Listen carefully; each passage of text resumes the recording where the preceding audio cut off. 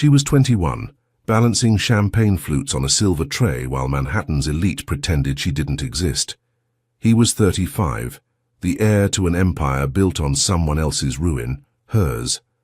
Neither knew that a single dropped glass would shatter more than crystal. It would break open a decade-old wound and prove that some loves are worth betraying everything you've ever known. Welcome to Stories That See You. Please comment where you're watching from and subscribe, because this story will take you through forbidden passion, devastating secrets, and a love that asks the ultimate question: can you forgive the sins of the father? The Plaza Hotel's grand ballroom glittered like the inside of a jewelry box. Crystal chandeliers fractured light across marble floors, their prisms dancing over gowns that cost more than Autumn McAdams earned in 6 months. The air was thick with champagne, expensive perfume, and the particular scent of old money, leather, cigars, and confidence. Conversations rose and fell like waves, practiced laughter mixing with the clink of crystal and the whisper of silk against marble. Autumn stood near the service entrance, fingers wrapped tight around her tray. 10 champagne flutes balanced in, perfect formation, their golden liquid trembling with each shallow breath she took. The black polyester dress they'd given her itched against her skin.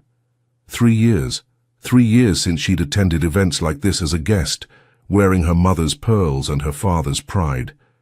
Now she was invisible, a ghost in black, serving drinks to people who'd once been her parents' friends. The heat was suffocating. Sweat gathered at the nape of her neck where her dark hair was pulled into a severe bun. She took a breath, controlled, measured, and stepped into the crowd. Just one night. 5 hours. She could survive 5 hours. Every face felt like a slap. The Hendersons, who'd stopped calling after the bankruptcy, Gerald Schwartz, her father's college roommate, now laughing with the very investors who'd helped destroy Marcus McAdams. They looked through her, not with malice but with something worse, complete indifference. Her hands trembled. The glasses clinked softly, a warning. She steadied herself, forced her breathing to even. "Excuse me, could I?" The voice came from her right, deep, smooth like expensive whiskey. Autumn turned reflexively. The tray tilted. Everything slowed. One glass began to slide. Her fingers reached, grasping air. The flute tipped. A hand shot out. Strong fingers wrapped around the stem, catching it inches from the floor. The champagne sloshed but didn't spill.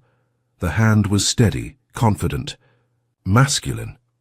Autumn's eyes traveled up, past the charcoal sleeve of a suit that probably cost what she made in 3 months, past platinum cufflinks, up to ice blue eyes that met hers and stole the world. He was tall, well over 6 feet, with presence that didn't announce itself but simply existed. Dark hair, slightly disheveled like he'd run his fingers through it, sharp jawline shadowed with evening stubble. His face was all angles and intensity, handsome in a way that felt dangerous. But his eyes, ice blue, burning like glaciers lit from within, those eyes stole her breath. "Careful!" The word rumbled through her chest like distant thunder. "These are crystal. They break." He straightened, setting the glass back on her tray with deliberate care. His fingers brushed hers barely half a second, but the contact sent electricity racing up her arm. Her breath caught. She felt it in her throat, spreading like wildfire. No, she knew that face. Forbes, Businessweek, Wall Street Journal. Cole Steele, son of Richard Steele, the man whose signature had been on the documents that killed her father. "Thank you," she managed, her voice steadier than her hands, professional, distant. She started to turn. "Wait." The word stopped her as surely as if he'd grabbed her arm. She turned back slowly. For a moment, just a moment, something passed between them. Recognition? No, he didn't know her. But something.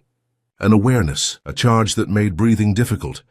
"Have we—" He frowned slightly, studying her face. "Have we met before?" She drew in a breath. "Yes, your father met mine. In an office on the 40th floor. Your father sat across a mahogany desk and explained why McAdams Manufacturing was being liquidated. My father sat there, 58, his whole world ending, trying not to cry. 2 weeks later, his heart stopped. The whole memory rushed through her, hot and sharp, and for a second her eyes threatened to fill. But she stayed upright, chin lifted. I don't think so, she said aloud, her throat tight, each word scraped raw. I have a forgettable face.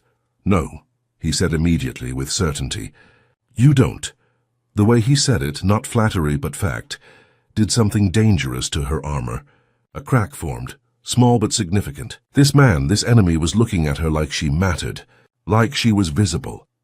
He's a Steele, the son of the man who destroyed everything. Excuse me, she said, pride keeping her voice from shaking. I have other guests.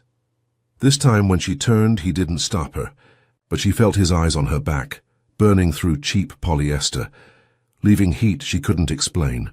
Behind her, Cole Steele stood motionless, champagne flute forgotten in his hand. Something had just happened.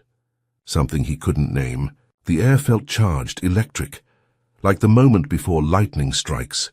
He'd met thousands of people, beautiful women, powerful men, everyone who mattered.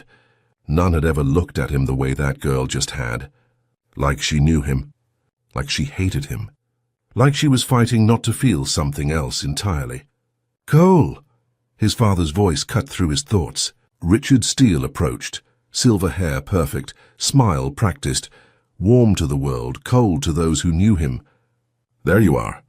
Senator Bradhurst wants to discuss Hudson development. Come. Cole followed, but his mind wasn't on real estate. It was on dark brown eyes and trembling hands, on barely contained fury that had flashed across her face when she recognized him. Who was she? Autumn made it to the kitchen before her hands started shaking in earnest. She set the tray down too hard, champagne sloshing, and gripped the stainless steel counter. Fluorescent lights harsh after the ballroom's golden glow. You okay, hun? Maria touched her shoulder, the older server's face kind, weathered by years of standing in uncomfortable shoes. Fine, Autumn lied, the taste like ash. Just needed a minute. Maria studied her with eyes that had seen too much to be fooled. First time back at the plaza? First time in a while. I used to come here as a guest. Understanding flickered across Maria's face. Someone who'd fallen, now serving those who'd watched them fall. A tale as old as money itself. The hardest part, Maria said quietly, is forgetting you were ever one of them. But you have to, sweetheart, because to them you never were. Autumn nodded, not trusting her voice. She picked up a new tray. Hors d'oeuvres, tiny portions of luxury on plates smaller than her palm. When she emerged back into the golden light, her eyes betrayed her. They searched, and when they found him, standing by the windows overlooking Central Park, profile sharp against darkness, her heart did something complicated. Something that felt like falling and fighting. This is going to be a problem. She had no idea how right she was. Cole's Mercedes merged into late-night Manhattan traffic. Columbus Circle blurred past. Brake lights bleeding red across wet pavement, steam rising from subway grates. The city pulsed with life even at midnight. He should have been thinking about Senator Bradhurst's environmental concerns. His father's new acquisition target. The usual chess game. Instead, he was thinking about a girl whose hands had trembled when he touched her. He called his assistant. Steele! Eleanor's voice was alert despite the hour. What do you need? The plaza event tonight. The catering company. Find out who they were. A pause. The catering company? Yes. May I ask why? No. Another pause. Eleanor knew when to push. I'll have it by morning. Thank you. Sorry for the late call. Goes with the territory. Curiosity crept in. Everything okay? No, nothing feels okay. I met someone tonight, and I can't explain what happened except that for the first time in years, I felt something other than constant grinding numbness. Everything's fine, he lied. Good night. The car pulled up to his building. Pre-war limestone doorman who'd worked there longer than Cole had been alive. Harold tipped his hat, made small talk about weather. Cole responded automatically, mind elsewhere. The penthouse was dark. He didn't turn on lights. Floor-to-ceiling windows offered enough illumination.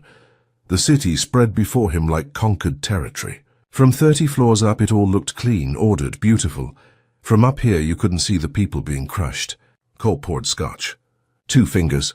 He rarely drank anymore. His father drank enough for both, but tonight felt like an exception. Who was she? The question circled like a trapped bird, beating wings against his skull. There had been something in her eyes. Not just attraction, though he'd felt that too, crackling like a live wire. But something darker. Anger, pain, recognition. I have a forgettable face. Lie. Her face was striking, delicate bones, sharp edges, beautiful the way wild things are beautiful, untamed, real. Her eyes were deep brown, almost black, with intensity that suggested she saw too much and felt even more. He knew her from somewhere. His phone buzzed.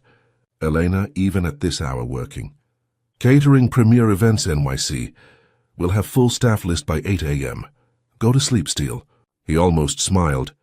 Eleanor was the only person who talked to him like a human, instead of a checkbook with a pulse. Cole set down his glass, walked to his bedroom. But sleep didn't come. He lay in darkness, staring at ceiling, seeing those eyes reflected in every shadow. Whoever she was, whatever that moment had been, it mattered. His body knew it even if his mind couldn't explain. Something had shifted. Some tectonic plate deep in his carefully controlled life had moved. Everything was about to change. The Queen's apartment was dark when Autumn finally made it home at 2 a.m. She slipped off shoes by the door, padding quietly across worn carpet. Small.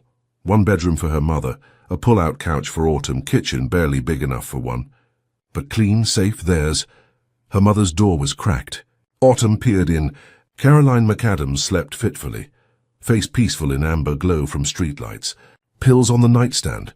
Depression, anxiety, heart palpitations. So many pills, so many bills.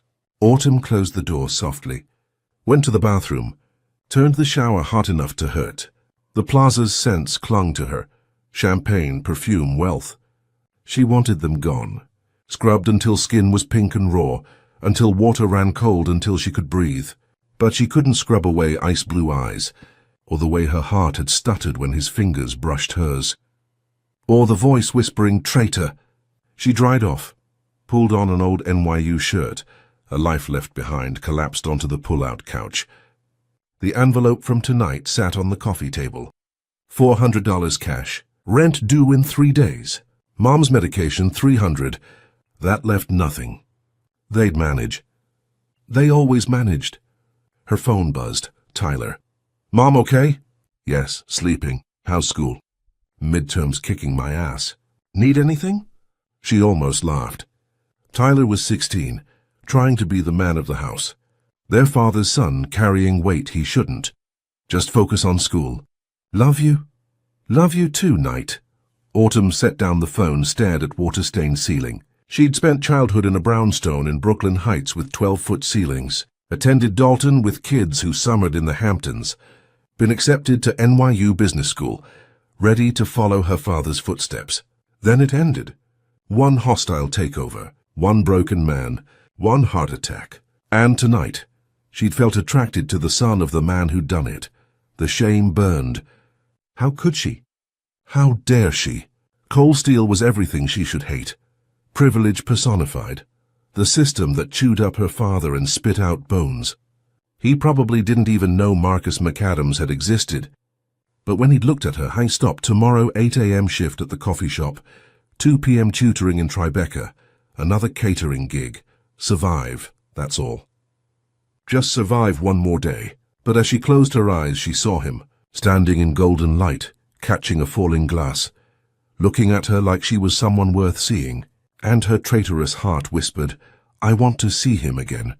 Autumn fell asleep, hating herself for it. Morning came too soon. 6 a.m. alarm. Autumn dragged herself from sleep. Dreams of ice-blue eyes and champagne glasses falling in slow motion. Her father's face superimposed over Cole Steele's. Disappointment etched in every line. Quick shower, lukewarm because hot water cost money. Jeans, black sweater. Same coat 3 winters running, hem fraying. She looked in the mirror. Dark circles, no makeup, ghost of who she used to be. Self-pity doesn't pay bills. Left note for Mom, took morning shift. Home by 3, love you. Subway crowded even at this hour. Night shift workers heading home. Early commuters starting days. Autumn found a spot to stand, one hand on the pole. Train rattled, swayed. She closed her eyes, let motion carry her. Her phone buzzed. Unknown number. Is this Autumn McAdams? Her heart stopped. Started again, faster. Who had this number? How did they know her name? She didn't respond. Train pulled into West 4th Street. Emerged into the village. Narrow cobblestone streets, brownstones, coffee shops, bohemian charm that cost more than most could afford. The grind smelled like espresso and fresh croissants, warm, inviting. Paulo already there, prepping machines. Morning, Autumn. His Brazilian accent thick. You look like hell. Thanks, Paulo, really needed that. He grinned, but concern lived in dark eyes. Late night? Something like that. She tied on apron, washed hands, fell into familiar rhythm. Grinding beans, steaming milk, arranging pastries. Phone buzzed again. This is Cole Steele. We met last night at the plaza. I'd like to see you again. Tongues clattered against case. Paulo looked up. You okay? Fine, just dropped something. But hands were shaking. Cole Steele had tracked down her number. Wanted to see her again. The heir to the empire that destroyed her family was texting like she was someone he might take to dinner. Fury came swift and hot. How dare he treat this like normal? Like they were just two people instead of predator and prey. Destroyer and destroyed. She typed with trembling fingers. I don't know how you got this number, but lose it. I'm not interested. Send done. Phone buzzed immediately. I apologize for the intrusion. My assistant found your employment information through the catering company. I know it's forward, but I couldn't stop thinking about you. Something dangerous fluttered in her chest. Something she needed to kill. Mr. Steele, I serve drinks for a living. You run an empire. We exist in different universes. Please leave me alone. Response took longer. 2 minutes, 3. Maybe he'd gotten the message. Then what if I don't want to?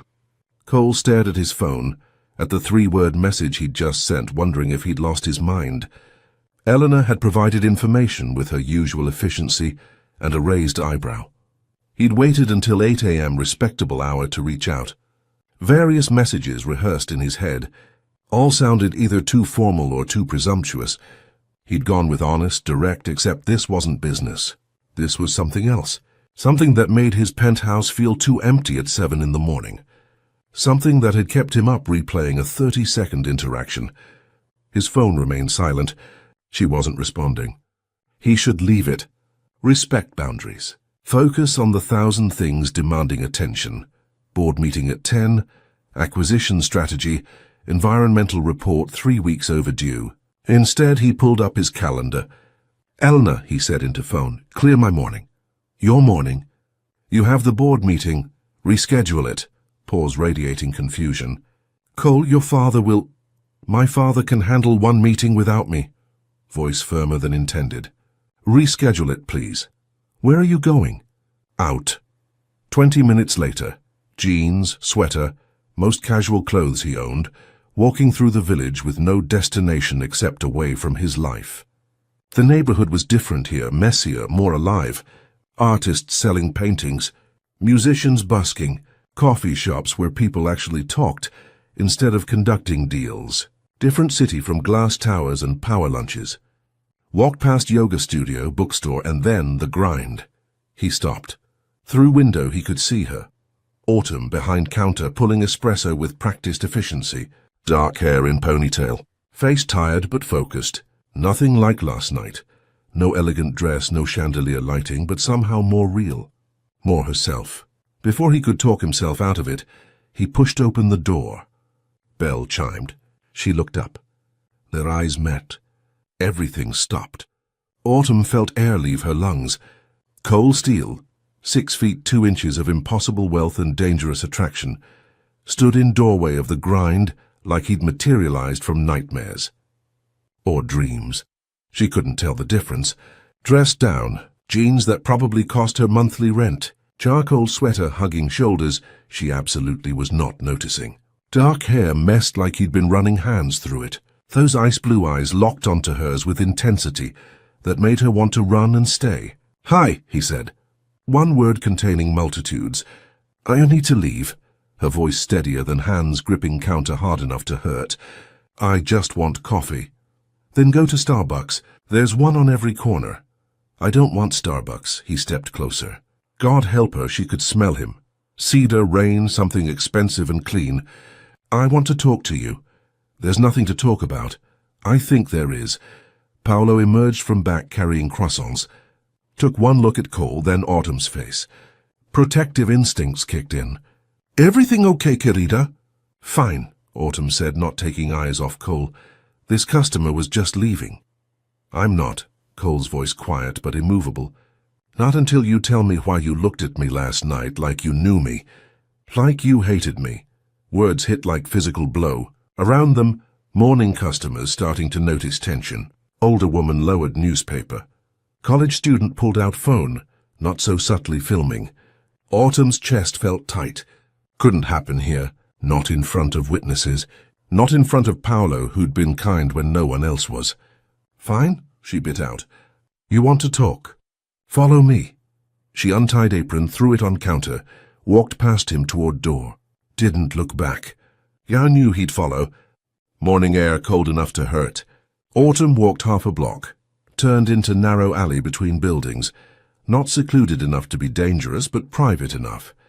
Spun around. Cole stood 2 feet away, hands in pockets, waiting. You want to know why I looked at you like I hated you? Voice shaking now, control fracturing. Because I do. Because your family destroyed mine. Because 3 years ago your father took everything my father built. 20 years of work. 300 employees, a legacy, and dismantled it for spare parts. Cole's face went still. Your father was Marcus McAdams. McAdams Manufacturing. Ring any bells? Or was he just another line item on your family's acquisition spreadsheet? She watched recognition hit. Watched eyes widen slightly, jaw tighten. Watched him put together pieces he clearly hadn't known were connected. Oh my God, he said softly. You're Marcus McAdams's daughter. Congratulations. You did the math.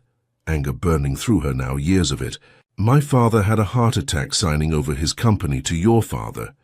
Did you know that? They called an ambulance to your building. He died 2 weeks later in a hospital bed, broken. I didn't... Cole took a step forward. She stepped back. I didn't know.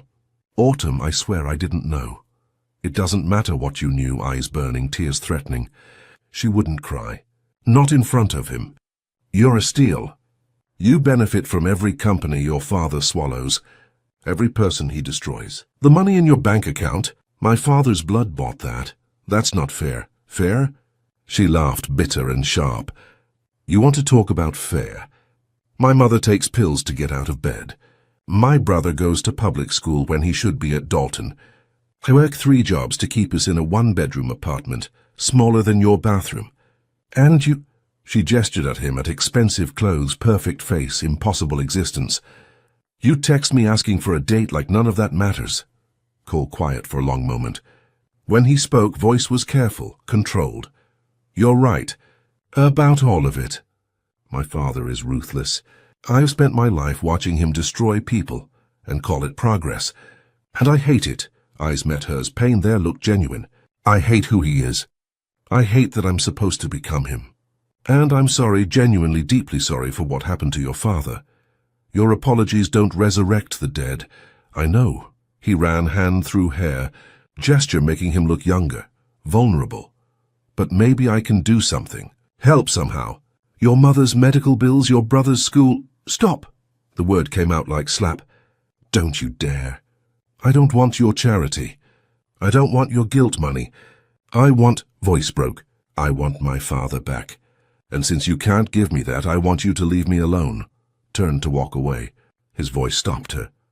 What if I can't? Turned back slowly. What? Leave you alone. Cole took a step closer. She didn't move. What if I've been trying since last night and I can't? What if something happened when I caught that glass? When our hands touched? When you looked at me like you could see straight through every wall I've ever built? Then that's your problem, not mine. Is it? Another step. Close now, close enough she had to tilt head to meet eyes. Because you felt it too. I know you did. Heart hammering. 'Cause you don't know anything about me. I know you work 3 jobs to take care of your family. I know you dropped out of NYU even though you had scholarship. I know you're proud and angry, and you have every right to be both. Voice dropped lower. And I know that when I touched you last night, you felt the same thing I did. Something neither of us expected. Something that scares the hell out of both of us. Even if that's true, I had to stop, had to breathe. Even if I felt something, it doesn't matter. It can't matter. You're a Steele. I'm a McAdams. We're not Romeo and Juliet. We're not anything. We could be. Words hung in cold air. Autumn stared at him. At this man who should be enemy, who was enemy, who was looking at her like she was answer to question he hadn't known he was asking. "This is insane," she whispered. "I know. Your father would never allow it. I don't care. I should hate you." "You do hate me." Cole's hand rose slowly, giving time to pull away. She didn't.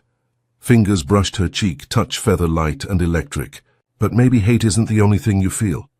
She should move. Should slap hand away. Should run back to the grind and pretend this conversation never happened. Instead stood frozen, every nerve ending alive where his skin touched hers. "So this can't work," she said, words coming out weak, unconvinced.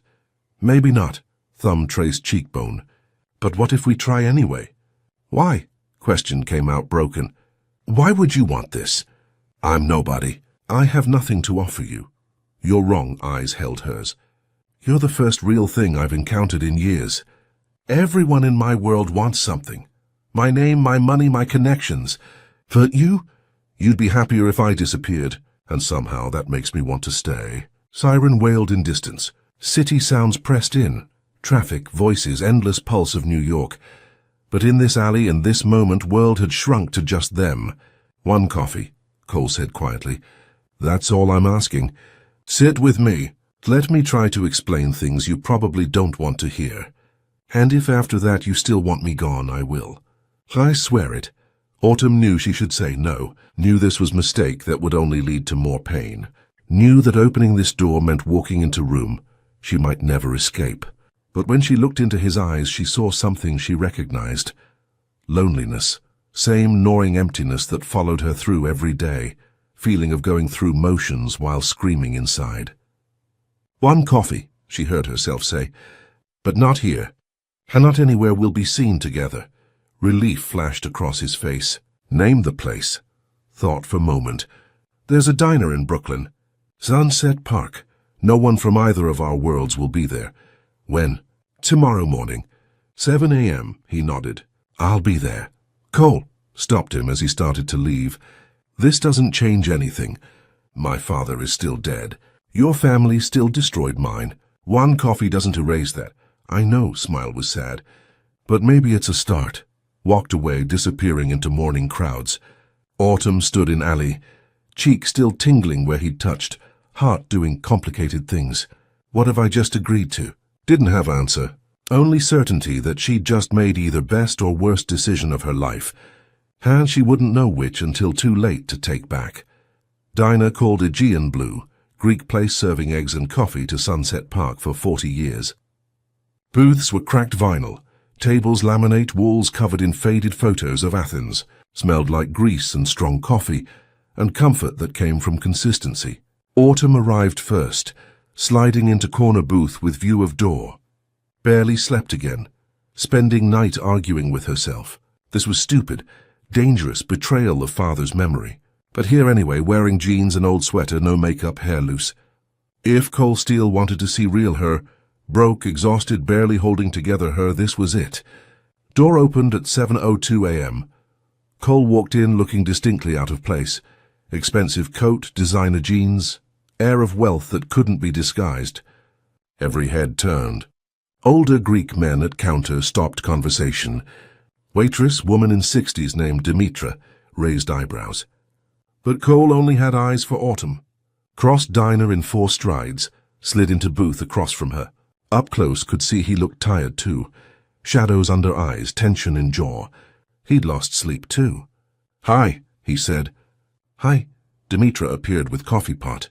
"What can I get you kids?" "Coffee, please," Cole said. "Black." "Same," Autumn added. Waitress poured, studied them with knowing eyes of someone who'd seen every human drama, left without comment. Silence settled. Autumn wrapped hands around warm mug, needing something to hold. Cole did same. They sat, two people from different worlds with nothing and everything to say. "Thank you for coming," Cole said finally. "I said I would. I wasn't sure you'd show. I almost didn't," met his eyes. "Spent all night trying to talk myself out of it." "What changed your mind?" "Considered lying. Considered saying something safe. Instead told truth." Curiosity and hesitated. "I wanted to see if what I felt yesterday was real or just adrenaline. And, still deciding." Smile tugged at his lips. "Fair enough." They sipped coffee. It was terrible, burnt and bitter, but somehow perfect. "Tell me about him," Cole said quietly. "Your father," looked up, surprised. "Why?" "Because I want to understand. Not the business side, the human side." "Who was Marcus McAdams?" Question caught her off guard. Nobody asked about her father anymore. Too painful, too awkward. People avoided subject like they avoided eye contact with homeless. Easier to pretend it didn't exist. "He was—" had to stop, swallow a round lump. "He was kind. That was the thing people didn't expect. In business you're supposed to be ruthless, but Dad believed you could be successful and decent. Paid workers above market rate, real benefits. When economy crashed in 2008, took pay cut instead of layoffs." Cole listened, attention complete. "He wasn't perfect," Autumn continued. "Worked too much. Missed dance recitals, parent-teacher conferences. Mom used to joke she was single parent with husband-shaped ghost. But when he was there, he was really there, present. Taught me chess. Took me to Mets games even though he hated baseball. He believed in building things that lasted. He sounds like a good man." "He was." Grief rose sharp and sudden. "And your father destroyed him. Not just his company, him. His sense of self. His dignity. Do you know what it's like to watch someone who believed in fairness discover fairness doesn't exist? Watch hope die in real time?" Cole set down mug carefully. "My mother died when I was 10. Cancer took 18 months. I watched her waste away. Watched my father throw money at every experimental treatment. Watched him realize that for first time in his life, his money couldn't fix something." Paused. "After she died, he changed. Became harder, more ruthless. Like he decided that if he couldn't save her, he'd build empire so big that death itself would have to respect him." Silence. Autumn's anger softened slightly. "I'm sorry. I didn't know. Most people don't. We don't talk about her." Eyes distant. "But I think about her every day. About who my father used to be before grief turned him into what he is now. That doesn't excuse what he did." "No, it doesn't." Cole leaned forward. "But maybe it explains it. My father sees business as war. Every acquisition is battle. Every victory proves he's still alive, still relevant, still not the man who couldn't save his wife." Met her eyes. "Your father got caught in that war. And I'm sorrier than you know. Sorry doesn't bring him back." "So I know." Cole reached across table. Stopped before touching her hand. "But maybe I can do something that matters. What if I could get you into NYU again? Full scholarship, no strings. What if I could get your mother better health care? What if—" "Stop." Autumn pulled hands back. "I told you I don't want your charity." "It's not charity. It's restitution. Restitution would be turning back time. Since you can't do that, there's nothing you can give me. What if I gave you the truth?" Voice dropped. "What if I told you that I've spent my entire life being groomed to take over Steel Holdings, and I hate it? That I hate the man I'm supposed to become? That I look at what my father built and see only rubble underneath?" Autumn stared. "Then why don't you leave?" "And do what?" "I'm a Steel. This is my destiny." Destiny is excuse lazy people use when they don't want to make hard choices. Words came out harsher than intended, but Cole didn't flinch. Instead laughed, short and surprised. "You sound like someone I used to know. Someone I used to be, maybe, before I learned fighting is pointless. Nothing's pointless if you actually try." "Is that what you're doing?" "Trying." Question hung between them. Autumn thought about 3 jobs, mother's pills, sacrificed college degree. Was she trying? Or just surviving? I'm doing what I have to do, she said finally. What if you didn't have to? Cole leaned closer. What if someone gave you options? Would you take them? Depends on strings attached. No strings, just struggled for words. Just let me help. Not because I'm trying to buy forgiveness, but because it's right thing to do. Autumn wanted to say no, wanted to maintain pride, anger, walls, but she was so tired. Tired of working 3 jobs, tired of watching mother fade, tired of pretending she didn't want more than bare survival. Why? Question came out small. Why do you care? Honestly.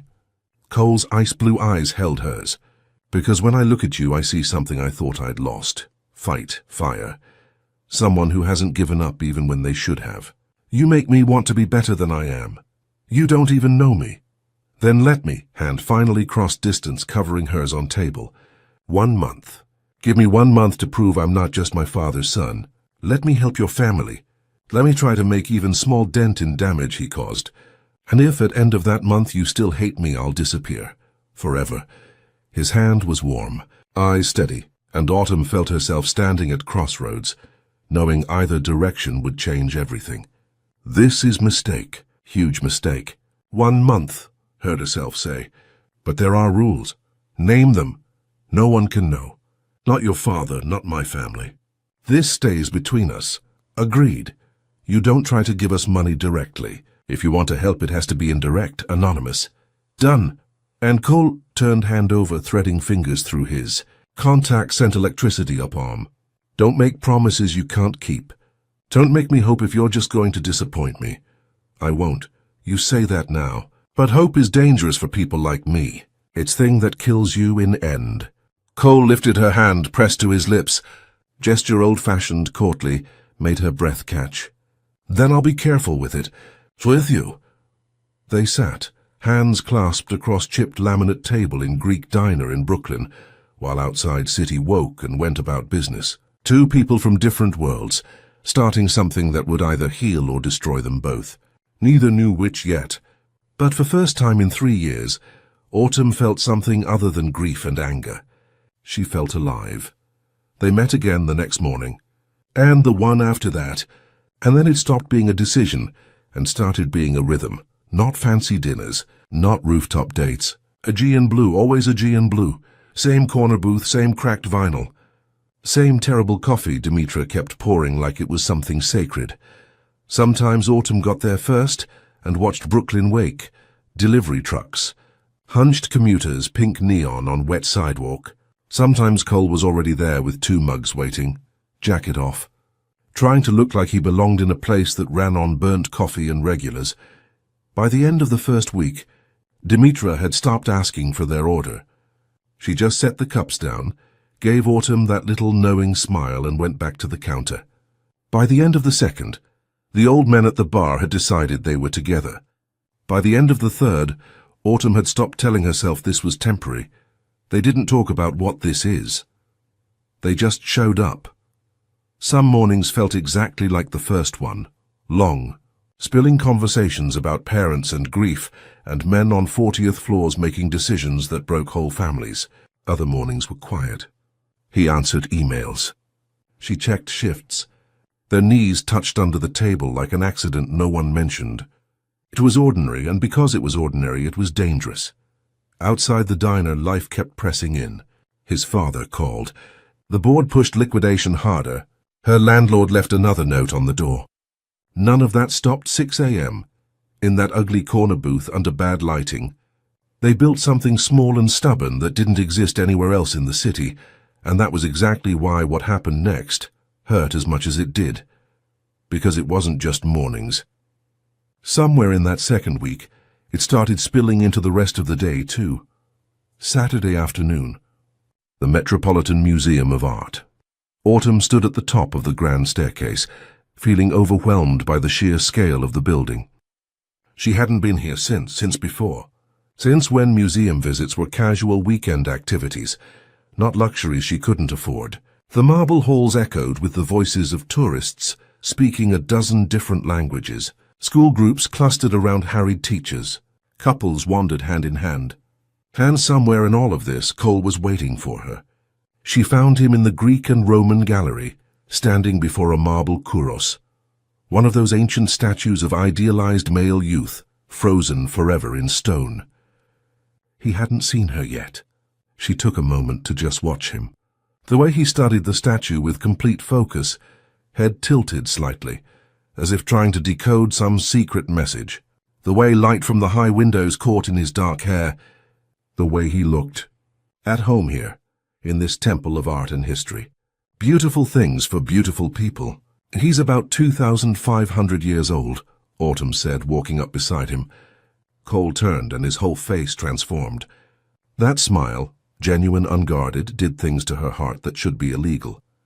"Hi," he said. Yourself? Studying Greek sculpture without me? Just keeping it warm until you got here." They walked through the galleries together, their pace slow, unhurried. This was different from the diner meetings, more intimate somehow. Here, surrounded by art that had survived millennia, their own problems felt both larger and smaller, more significant and less permanent. In the Greek sculpture gallery, Autumn stopped before a marble relief of Persephone.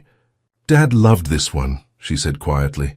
"He used to tell me the story of how Persephone had to spend half the year in the underworld, how her mother Demeter grieved so much that winter was created. He said it taught us that some absences can change the world." Cole moved closer, his shoulder nearly touching hers. "Do you miss him?" It was a stupid question.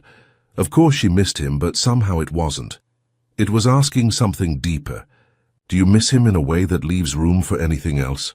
Or does the grief fill every available space? "Every day," Autumn said. "But it's different now.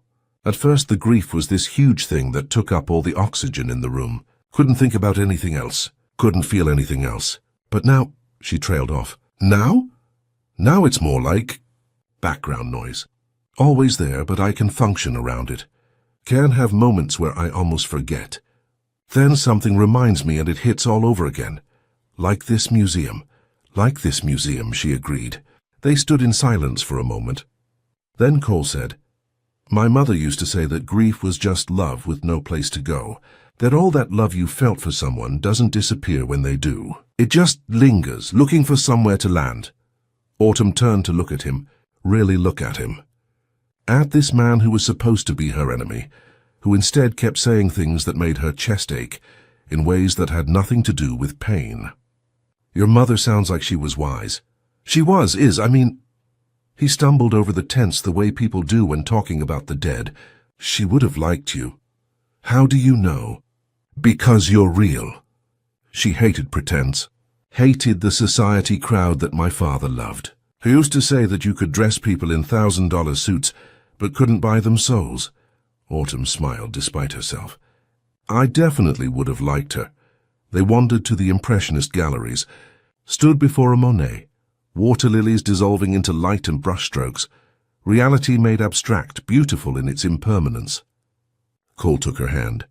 Not a casual touch, a deliberate one, a choice. His fingers threaded through hers, warm and sure, and Autumn felt her breath catch. "What are we doing?"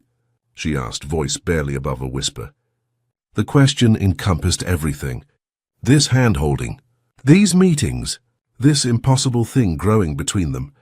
"I don't know," Cole admitted. His thumb traced circles on her palm, and she felt each small movement like electricity through her nervous system. "But I don't want to stop." "Do you?" She should say yes, should pull her hand away, thank him for the month, tell him this was as far as they could go, should protect herself and him, and both their families from the disaster this was inevitably going to become. "No," she said instead, "I don't want to stop." Something shifted in his eyes. Relief, joy, fear. All of it mixed together in an expression so honest it made her want to cry. They spent the rest of the afternoon like that, walking through centuries of art, hands linked, building something neither of them could name yet. Got dinner at a small Italian place in the village. One of those restaurants with checkered tablecloths and candles in wine bottles, and photos of the owner's family, covering every inch of wall space. The kind of place that felt lived in, loved. Over pasta and cheap red wine, they talked about everything and nothing. Cole told her about his terrible first job out of business school, working for a hedge fund, where everyone seemed to be actively trying to out-ruthless each other. About how he'd quit after 6 months because he couldn't stomach it, and his father hadn't spoken to him for a year. Autumn told him about her first day at the grind, about how she'd been so nervous she'd dropped an entire tray of coffee mugs, shattering them all over the floor. About how Paolo had just laughed and said, "Well, you'll never forget your first day now." Autumn made him laugh, really laugh, for the first time. A deep, uninhibited sound that transformed his face, made him look younger, lighter, like someone who wasn't carrying the weight of an empire on his shoulders. People at neighboring tables turned to look, smiled at each other knowingly. Young love, they were probably thinking, sweet and uncomplicated. If only they knew. When he walked her to the subway after dinner, they lingered at the entrance. The city buzzed around them, taxis honking, people rushing past, the endless pulse of New York at night. But in their small bubble, everything was still. Autumn, Cole started to say something, stopped. His hand came up, almost touching her face, then fell. "What?" she prompted. "Nothing, just thank you. For today, for letting me into your world a little bit." She wanted to tell him that he was becoming her world. That these mornings at the diner and afternoons at museums were becoming the best parts of her life. That she thought about him constantly, when she was pulling espresso shots, when she was studying, when she was lying awake at night. But saying any of that felt too dangerous, too much, too soon. So instead she said, "Same time Monday?" "I'll be there," he promised. And he was. He always was. The call came at midnight on a Thursday. Autumn was half asleep on her pull-out couch, that strange state between waking and dreaming where reality blurs at the edges.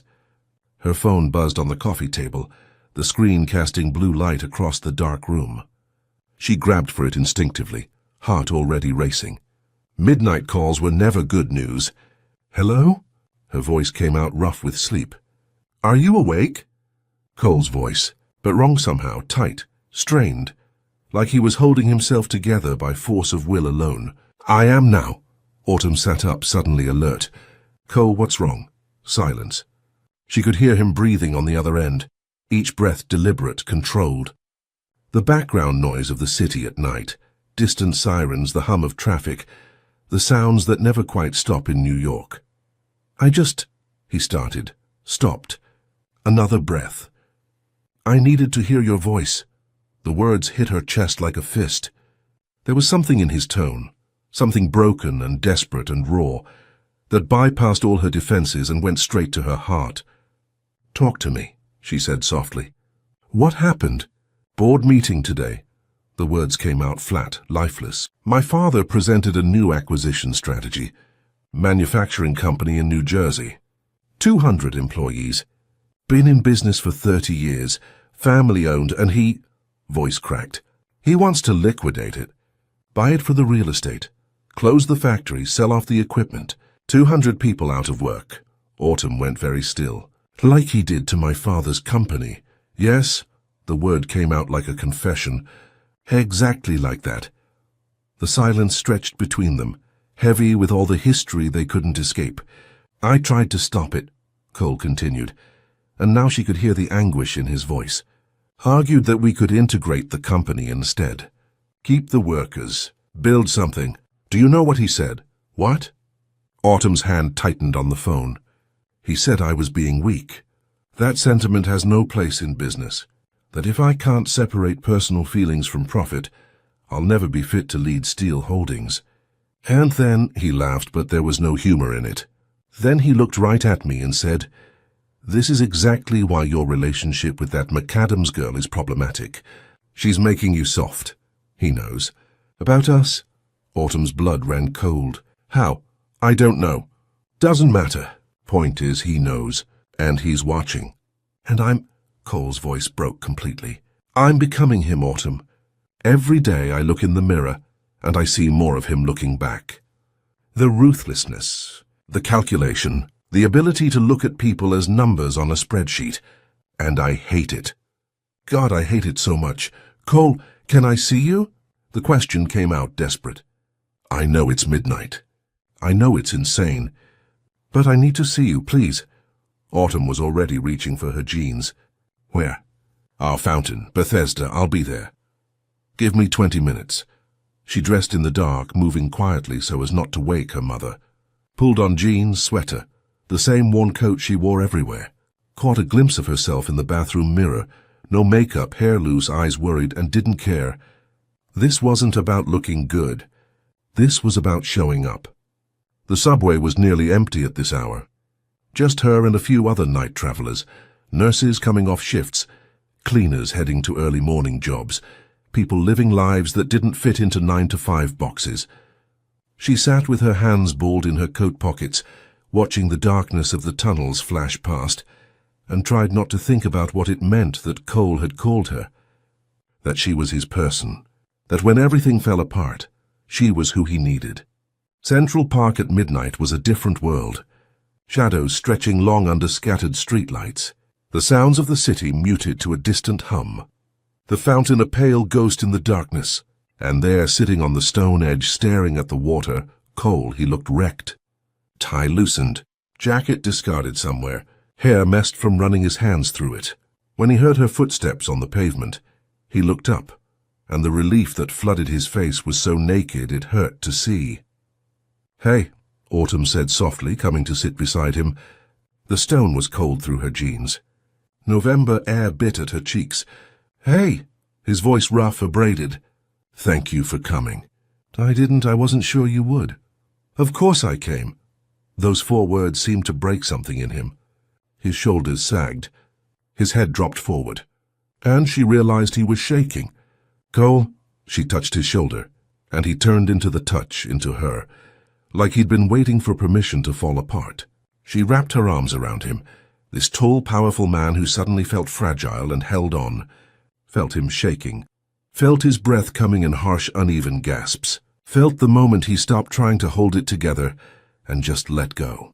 They sat like that for a long time, her holding him letting himself be held, the fountain burbling behind them, the city breathing around them, stars hidden by light pollution, but somehow still there, still watching. When he finally pulled back, his eyes were red but clear, present. "I'm sorry," he said. "Don't be. I shouldn't have called you at midnight. Shouldn't have asked you to—" "Cole, stop," she said firmly. "I'm here because I want to be. Because when you called, I didn't even think. I just came. That means something." He studied her face like he was trying to memorize it. "What does it mean?" "I don't know yet, honest. But it means something." Cole nodded slowly, reached up and brushed a strand of hair from her face, his fingers lingering against her cheek. The touch was electric, tender, dangerous. "I don't know who I am anymore," he said quietly. "I used to think I could change things from inside.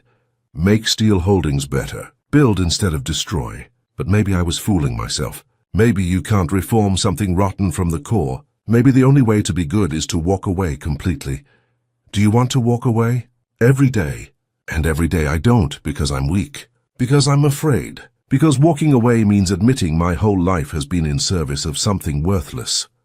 Autumn took his hand, threaded her fingers through his. "Or it means you still have hope. That you haven't given up on the possibility of change. That's not weakness, Cole, that's courage. Feels like cowardice. It's not. Trust me. I know what cowardice looks like. It looks like me, serving drinks to people who destroyed my family and pretending I'm okay with it. It looks like taking 3 jobs because I'm too afraid to ask for help. You standing up in that board meeting, arguing for those workers even though you knew your father would shut you down. That's bravery." He looked at her with something like wonder. "How do you do that?" "Do what?" "Make everything seem less impossible." She smiled, but it was sad. I just know what it's like to feel like you're drowning. And sometimes having someone say, 'I see you drowning,' is enough to keep you afloat a little longer." They sat in silence for a while. The temperature was dropping. Autumn's fingers were going numb, but neither of them moved. "Tell me something good," Cole said finally. "Something that has nothing to do with our families or business or any of this mess." Autumn thought for a moment. "When I was 8, my dad took me to see the Mets play. I didn't care about baseball, still don't, but he loved it. We got these terrible seats in the nosebleed section where you could barely see the field, and it started raining in the 3rd inning. Just pouring. Everyone left. But Dad, she smiled at the memory. Dad got this huge grin on his face and said, "Now we can move closer." So we snuck down to the good seats, right behind home plate, and watched the rest of the game in the rain. Just the two of us and maybe 50 other crazy people. We were completely soaked. Mom was furious when we got home, but Dad said it was the best game he'd ever been to. Because of the seats? Because I was there, Autumn said softly. Because we chose to stay when everyone else left. He said that was the secret to a good life, knowing when to stay even when it's raining. Cole's eyes were bright.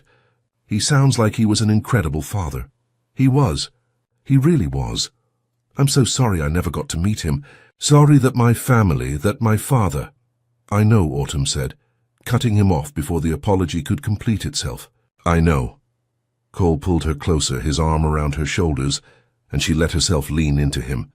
Let herself rest her head on his chest and listen to his heartbeat, steady, strong, alive. The city hummed around them. The fountain sang its endless song. And somewhere in that moment, in the cold and dark and complicated mess of their situation, something shifted. Some invisible line got crossed. "Autumn," Cole said quietly. She could feel the word rumbling through his chest. I think I'm falling in love with you." The words hung in the air between them. She should tell him not to. Should remind him of all the reasons this was impossible.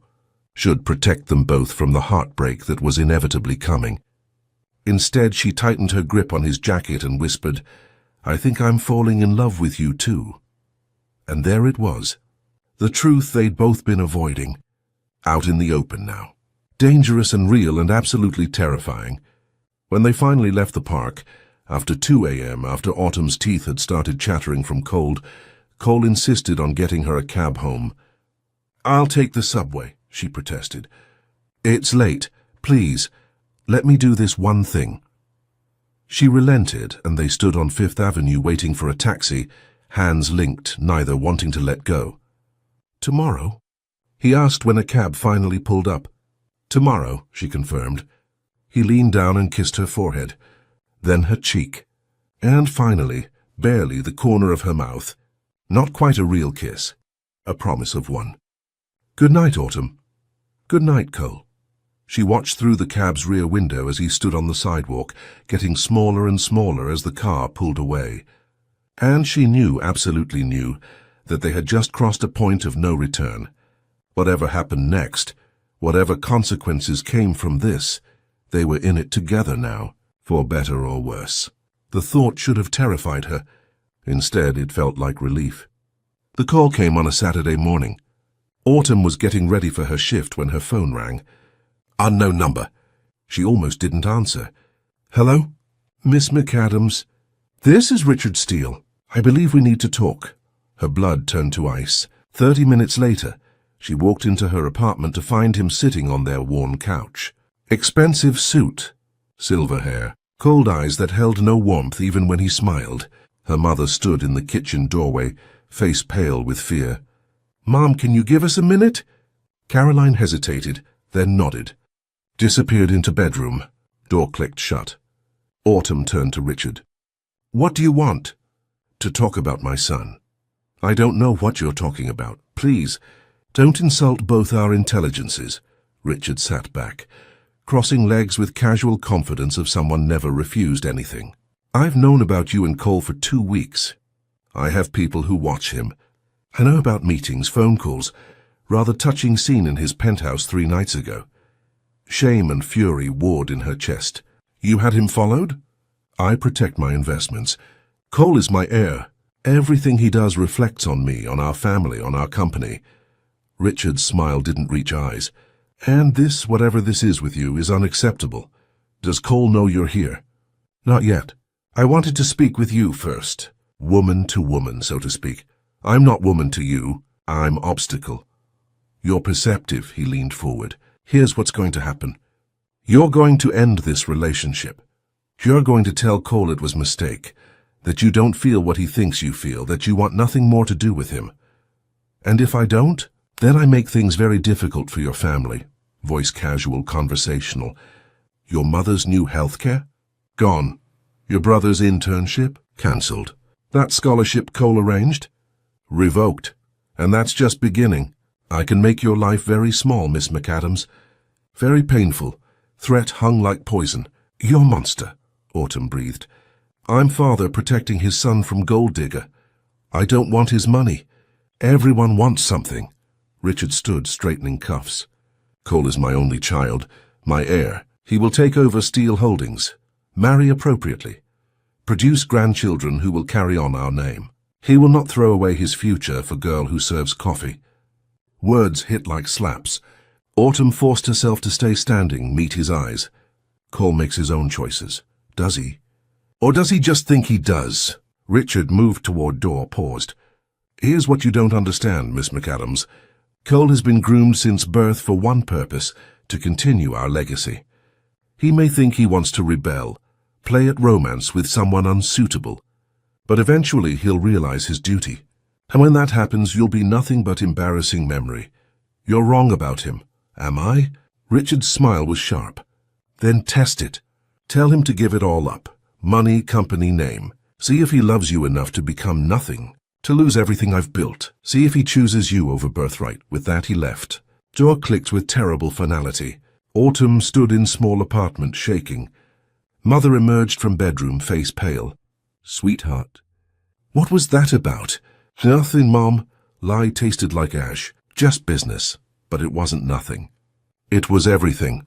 And Autumn knew with sinking certainty that Richard Steele was right about one thing. This was going to end. Only question was whether she ended it now, on her terms, or waited for Cole to realize his father was right, that she wasn't worth the cost. That night, Central Park at midnight, Bethesda Fountain. Cole was already there when Autumn arrived, hands in pockets, breath visible in cold November air. When he saw her, relief flooded his face. Thank God, your text scared me. He moved toward her, stopped when he saw expression. What's wrong? Your father came to see me. All color drained from Cole's face. What? This morning? He knows about us. How? He had you followed. Has for weeks, apparently. Autumn wrapped arms around herself, suddenly freezing. He made his position very clear. What did he say? Cole's voice dangerous now, low and furious. That I need to end this. That if I don't, he'll destroy what's left of my family. Take away scholarship, healthcare, Tyler's opportunities, everything. He's bluffing. Is he? Looked up at him. Because from where I'm standing, he seemed pretty confident he could make good on those threats. Cole ran both hands through hair, pacing. I'll talk to him. I'll make him understand. Understand what? Question came out harsher than intended. That you're in love with me? That I'm worth fight? Yes, exactly that. And what happens when he gives you ultimatum?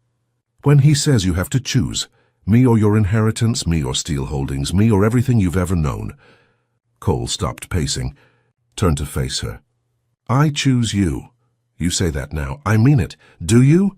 Stepped closer, needing him to hear this, understand. Cole, I've watched you these past 3 weeks. I've seen how much you care about company, about trying to make it better from inside. That community center project? That's not nothing. That's you trying to change things. If you walk away, your father will just tear it down and put up luxury condos anyway. I don't care about company. Liar. Words soft but firm. You do care. You hate what your father's made it, but you see its potential. You think you can redeem it, and maybe you can, but not if you throw it all away for me.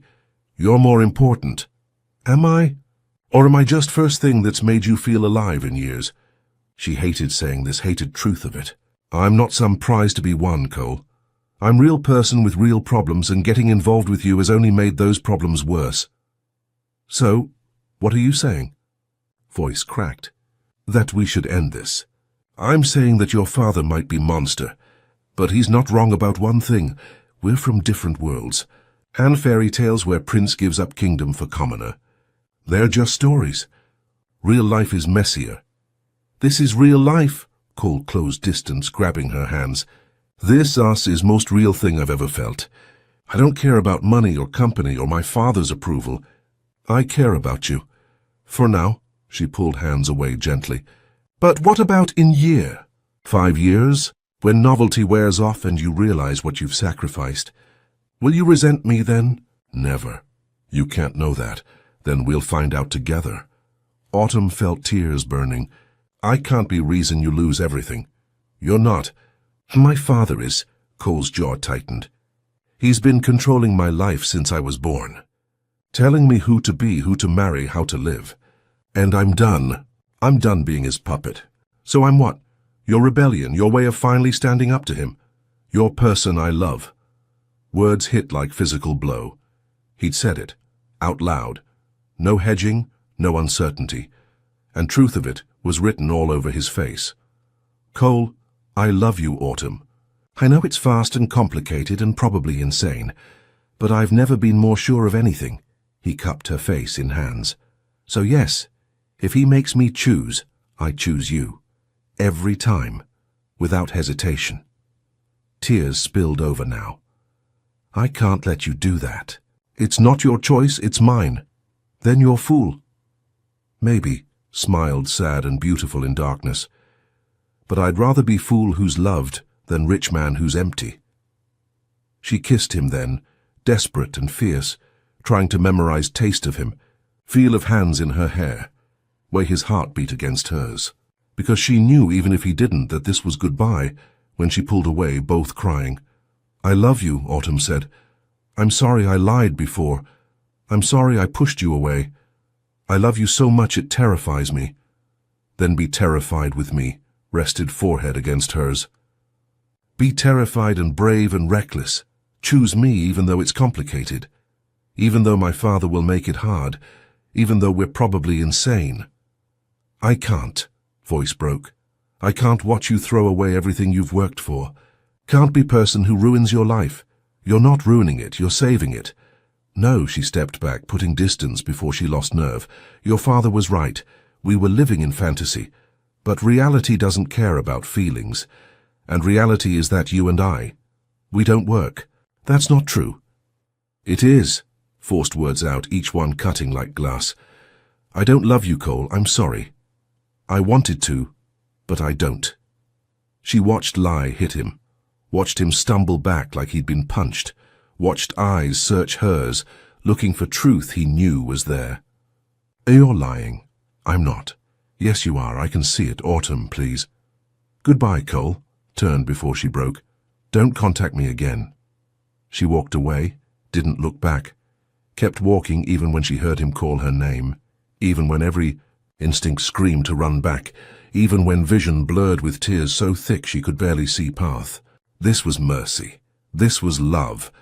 This was only way to save him from wreckage that loving her would bring, even if it killed her. They tried to keep it simple. Mornings at Aegean Blue, stolen hours after closing, promises whispered like they were safe from daylight. But love that grows fast has roots that ache when pulled. Late Friday, Cole was back in Glass and Steel. The numbers on the screen looked clean. What they meant did not. We liquidate the community subsidiaries now, or we bleed for the next 2 quarters, one of the directors said, tapping the table like this was just math. Cole didn't see math. He saw payrolls. He saw a soup kitchen tucked under operational loss. He saw Demetra's diner sitting between 2 anonymous lines on a spreadsheet, 1 bad month away from disappearing. We can stage it, he said. 6 months. Let them wind down without taking the whole neighborhood with them. Since when are we in the feelings business? Another man asked, amused. Your father wouldn't hesitate. That landed. Because it was true. His father wouldn't. Cole finished the meeting, said the right cold things, walked out. But when the elevator doors opened to the lobby, the building's glass felt colder than the street. He went straight to her. Her apartment smelled like coffee and laundry.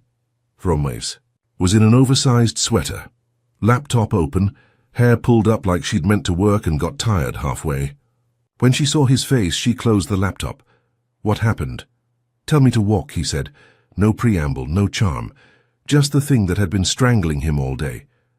Tell me to leave the title, the board, the inheritance. I'll do it. I'll figure it out from zero. She wrapped her fingers around the chipped mug on the counter, buying herself seconds. Cole. I mean it, he said, stepping closer. I stay. I become him. I go. I become no one. I don't care which, if it's you. It's not about walking, she said softly. It's about what follows you even when you do. His phone on her counter lit up. 3 missed calls from Richard, 1 from Lorraine, the empire pulling on its air. I don't want you to be my excuse, she said. I don't want headlines with my name in them because you decided to blow up your legacy. It's my legacy to blow up, and it's my life to live after, she shot back, not angry, just tired. Your last name has already taken 1 man from me. I am not letting it burn me too. He didn't have an answer for that. The next morning the park was grey and holding its breath. Central Park in winter always looked like it was waiting for better news. He got there first, hands deep in his coat, watching his own breath. Autumn walked toward him, scarf high, cheeks pink from the cold. For a second he let himself think she'd changed her mind. She hadn't. He reached for her hand. She tucked it into her coat instead. Say it, he said. Autumn looked up at him, eyes bright with something that wasn't indifference. That was the worst part. He could see it hurt her too. I can't be the girl who ruins a city so a man can be free, she said. I won't be your reason to burn your name. Pick me, he said, lower now, almost a plea. I'll make the rest a line. She shook her head. You're asking me to bless a fire I can't put out. There was a beat where she could have told the truth, where she could have said, I love you and I hate that I love you and I hate what your father did and I hate what your name still does. Instead, she chose the only line she thought would let him keep going. I don't love you, she said. They both heard the crack in it. He stood there anyway, hands empty, watching her turn away like he'd been told the weather would change, and then the storm decided to stay. The first week was the hardest. Autumn knew it would be, had braced herself for it, but nothing could have prepared her for the actual weight of absence. It wasn't like when her father died. That had been a violent, sudden amputation. This was different. This was choosing to cut off a limb that was still healthy, still functional, because you believed it would poison the rest of you if you didn't. Monday. She deleted his number, sat on her pull-out couch at 6 a.m., phone in shaking hands, and pressed delete. Watched the contact disappear, felt like she'd erased something essential. Tuesday she blocked the number. Had to because she'd almost called him 17 times, almost texted him 23. Her thumb knew the pattern of his number by heart now, could dial it without looking. Blocking it was the only way to stop herself. Wednesday. She unblocked it at 2 a.m. lying in the dark, phone screen casting blue light across her face. Thumb hovering over the call button. Heart hammering, just to hear his voice, just for a minute. Just to know he was okay. She stared at his name for 10 minutes, then blocked it again. Hated herself for the weakness. Thursday. Work. Pour espresso. Steam milk. Smile at customers. Repeat. Everything mechanical. Autopilot. Paolo asked if she was okay. Fine, she lied. Just tired. He didn't believe her. She could see it in his eyes, but he didn't push. She was grateful for that. Friday. She cried in the storage room during her break, sat on a box of coffee beans, face in hands, and let it out. All the grief she'd been holding in for days, all the loss. Maria found her there, didn't say anything, just sat down beside her and held her hand. Sometimes that was enough. The physical symptoms started on day 3. Couldn't eat. Food tasted like cardboard stuck in her throat. Couldn't sleep. Every time she closed her eyes, she saw him, standing at the fountain, rain in his hair, face devastated when she'd told him she didn't love him. The lie had been necessary. The lie had been mercy. The lie was killing her. By day 7, she'd lost 5 pounds. Her jeans hung loose on her hips. Her face looked gaunt in the mirror, dark circles under her eyes like bruises. Tyler noticed. You sick? He asked one morning, eyeing her over breakfast. No, just tired. You look like death. Thanks, really feeling the sibling love here. He didn't laugh, just kept watching her with those 2 old eyes, their father's eyes. Is it that guy? Cole? Autumn's hand froze halfway to her coffee cup. What? The rich guy you were seeing, the one you were happy about for like 3 weeks. Did something happen?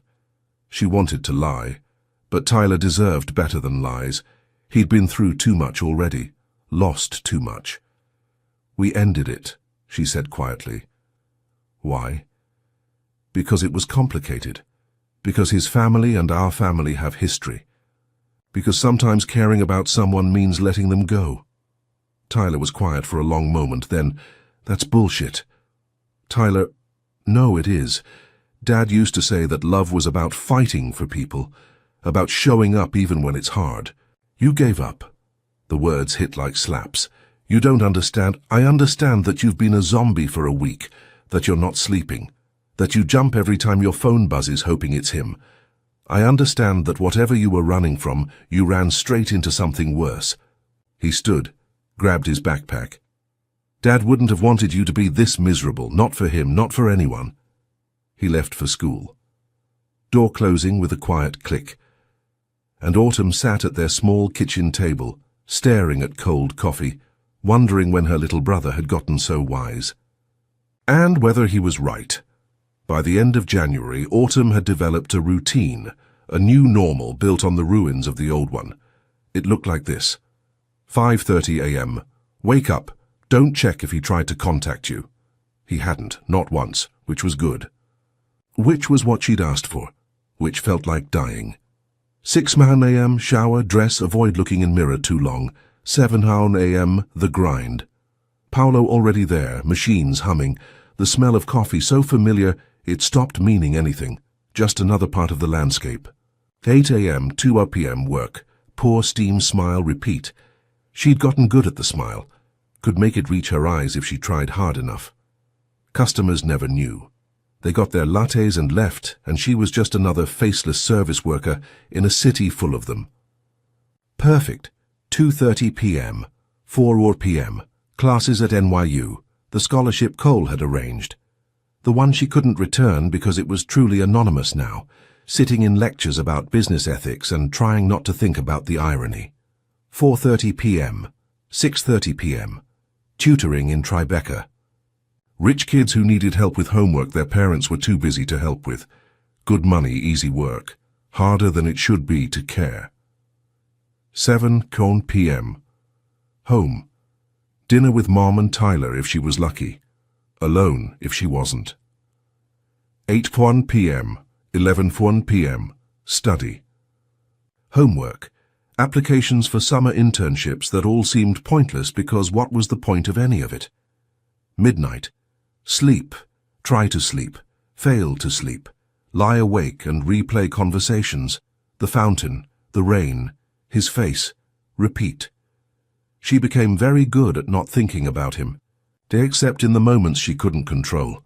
Walking past Bethesda Fountain on her way to class, had to take a different route after the 3rd time she broke down crying in public, seeing a man in a charcoal coat and her heart leaping before she realized it wasn't him.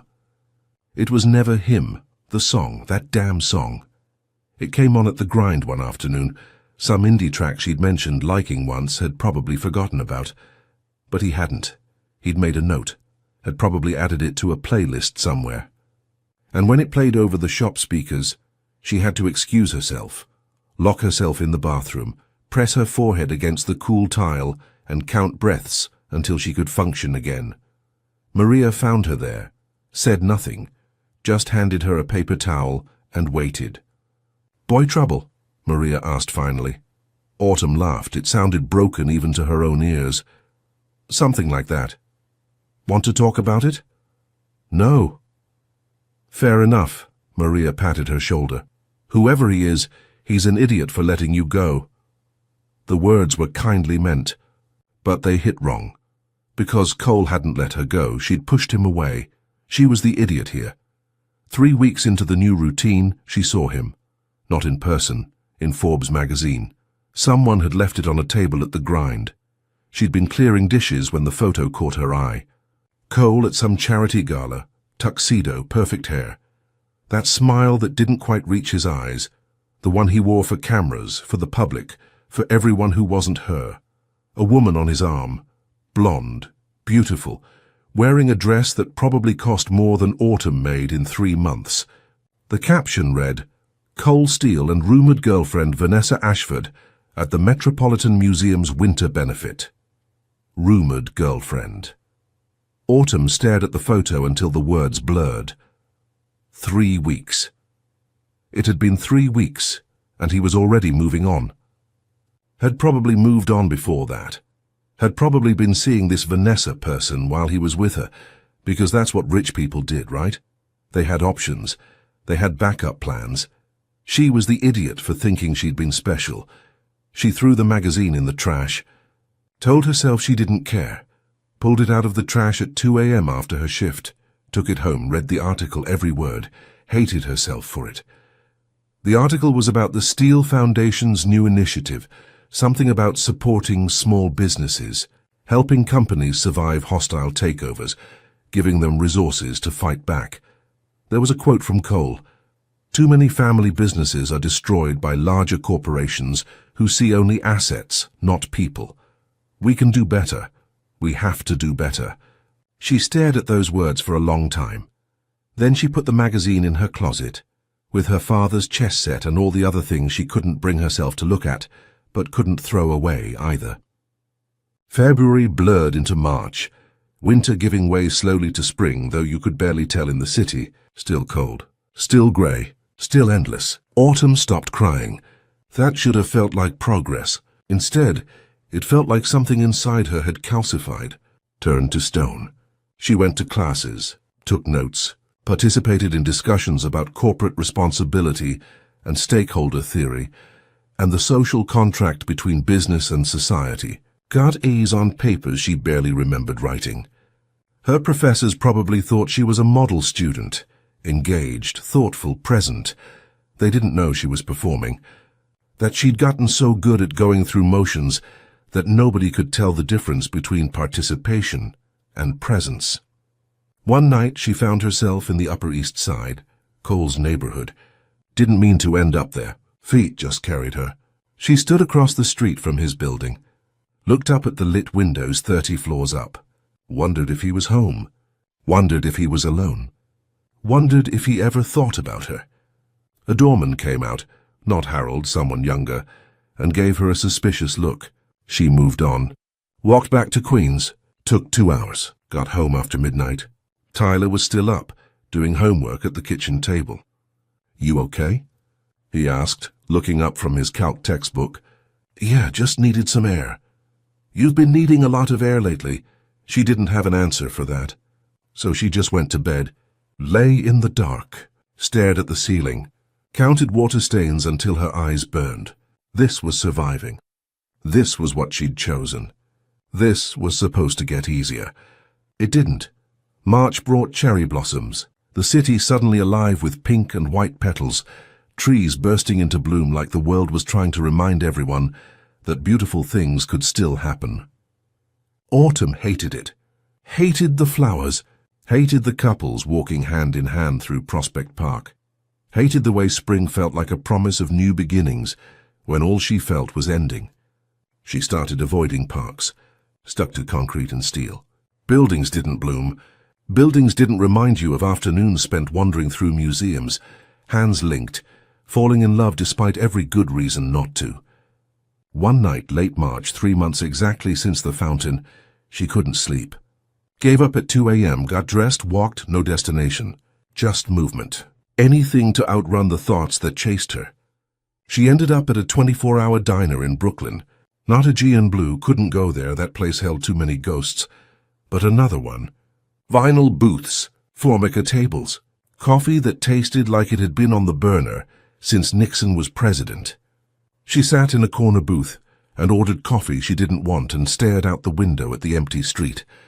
The waitress, 60-ish, tired eyes, name tag that said Lorraine, brought the coffee and gave her a look. "You okay, honey?" "Fine." "You don't look fine. You look like someone who's been running from something and just realized they can't run anymore." The observation was too accurate, too raw. Autumn's eyes burned. "I'm fine," she repeated, but her voice cracked. Betrayed her. Lorraine slid into the booth across from her. Probably against some rule. Probably didn't care. Let me guess. Boy trouble. Autumn laughed. It came out bitter. Is it that obvious? Honey, I've been serving coffee to broken hearts for 30 years. I can spot it from across the room. Lorraine poured herself a cup from Autumn's pot. You want to talk about it? There's nothing to talk about. It's over. Has been for 3 months. If it was over, you wouldn't be sitting in a diner at 2 a.m. looking like you've been to war. I did the right thing. Ending it, we were wrong for each other. Different worlds. Too complicated. Uh-huh. Lorraine took a sip of terrible coffee, didn't flinch. And how's that working out for you? Autumn didn't answer. Couldn't? Because the answer was terribly. It was working out terribly. She was barely functional. Barely human. Just going through motions. Waiting for the day when it would hurt less. Except it didn't hurt less. It hurt the same. Every day. The same sharp ache that never dulled. You want my advice? Lorraine asked. Not really. I'm giving it anyway. Free with the coffee. Lorraine leaned back. You can't logic your way out of love, honey. Believe me, I've tried. Been married 3 times. Divorced twice. Widowed once. And the only one that worked, that really worked, was the one that didn't make sense on paper. My 3rd husband was 10 years younger, from a different religion. Had 3 kids from a previous marriage. Everyone said it was a mistake. Everyone said it wouldn't last. We had 37 years before he died. Best years of my life. She stood. Left a worn photograph on the table. An old Polaroid of Lorraine, younger, laughing, and a man with kind eyes. Sometimes the things that don't make sense are the only things that do. Think about it. She walked away, left Autumn sitting there with cold coffee and an old photograph and thoughts she'd been trying not to think for 3 months. What if she'd made a mistake? What if protecting Cole from his father's threats wasn't mercy, but cowardice? What if love was supposed to be complicated and messy and hard, and she'd just given up at the first real obstacle? What if? The questions chased her all the way home. Followed her into sleep. Were waiting when she woke up. And for the first time in 3 months, instead of pushing them away, she let herself sit with them. Let herself consider the possibility that she'd been wrong. That being brave wasn't walking away. It was staying, fighting, choosing love even when, especially when, it was hard. The call came 2 days later. Tyler, middle of her shift at the grind. Autumn, it's Mom. February blurred into March. Winter giving way slowly to spring, though you could barely tell in the city. Still cold. Still grey. Still endless. Autumn stopped crying. That should have felt like progress. Instead, it felt like something inside her had calcified. Turned to stone. She went to classes. Took notes. Participated in discussions about corporate responsibility and stakeholder theory and the social contract between business and society. Got A's on papers she barely remembered writing. Her professors probably thought she was a model student. Engaged, thoughtful, present. They didn't know she was performing.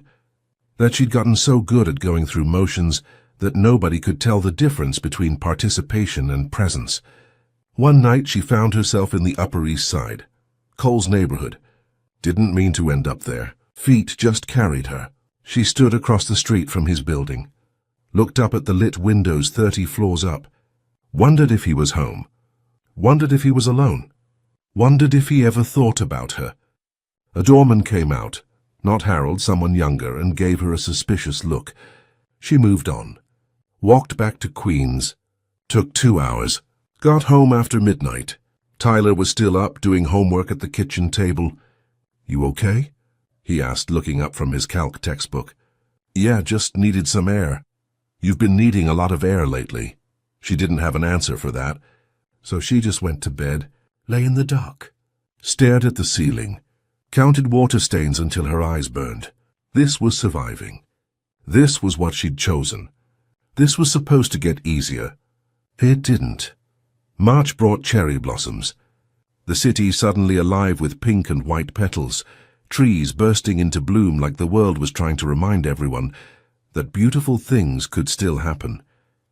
Autumn hated it, hated the flowers. Hated the couples walking hand in hand through Prospect Park. Hated the way spring felt like a promise of new beginnings when all she felt was ending. She started avoiding parks, stuck to concrete and steel. Buildings didn't bloom. Buildings didn't remind you of afternoons spent wandering through museums, hands linked, falling in love despite every good reason not to. One night, late March, 3 months exactly since the fountain, she couldn't sleep. Gave up at 2 a.m., got dressed, walked, no destination, just movement. Anything to outrun the thoughts that chased her. She ended up at a 24-hour diner in Brooklyn. Not a G and Blue, couldn't go there, that place held too many ghosts. But another one. Vinyl booths, Formica tables, coffee that tasted like it had been on the burner since Nixon was president.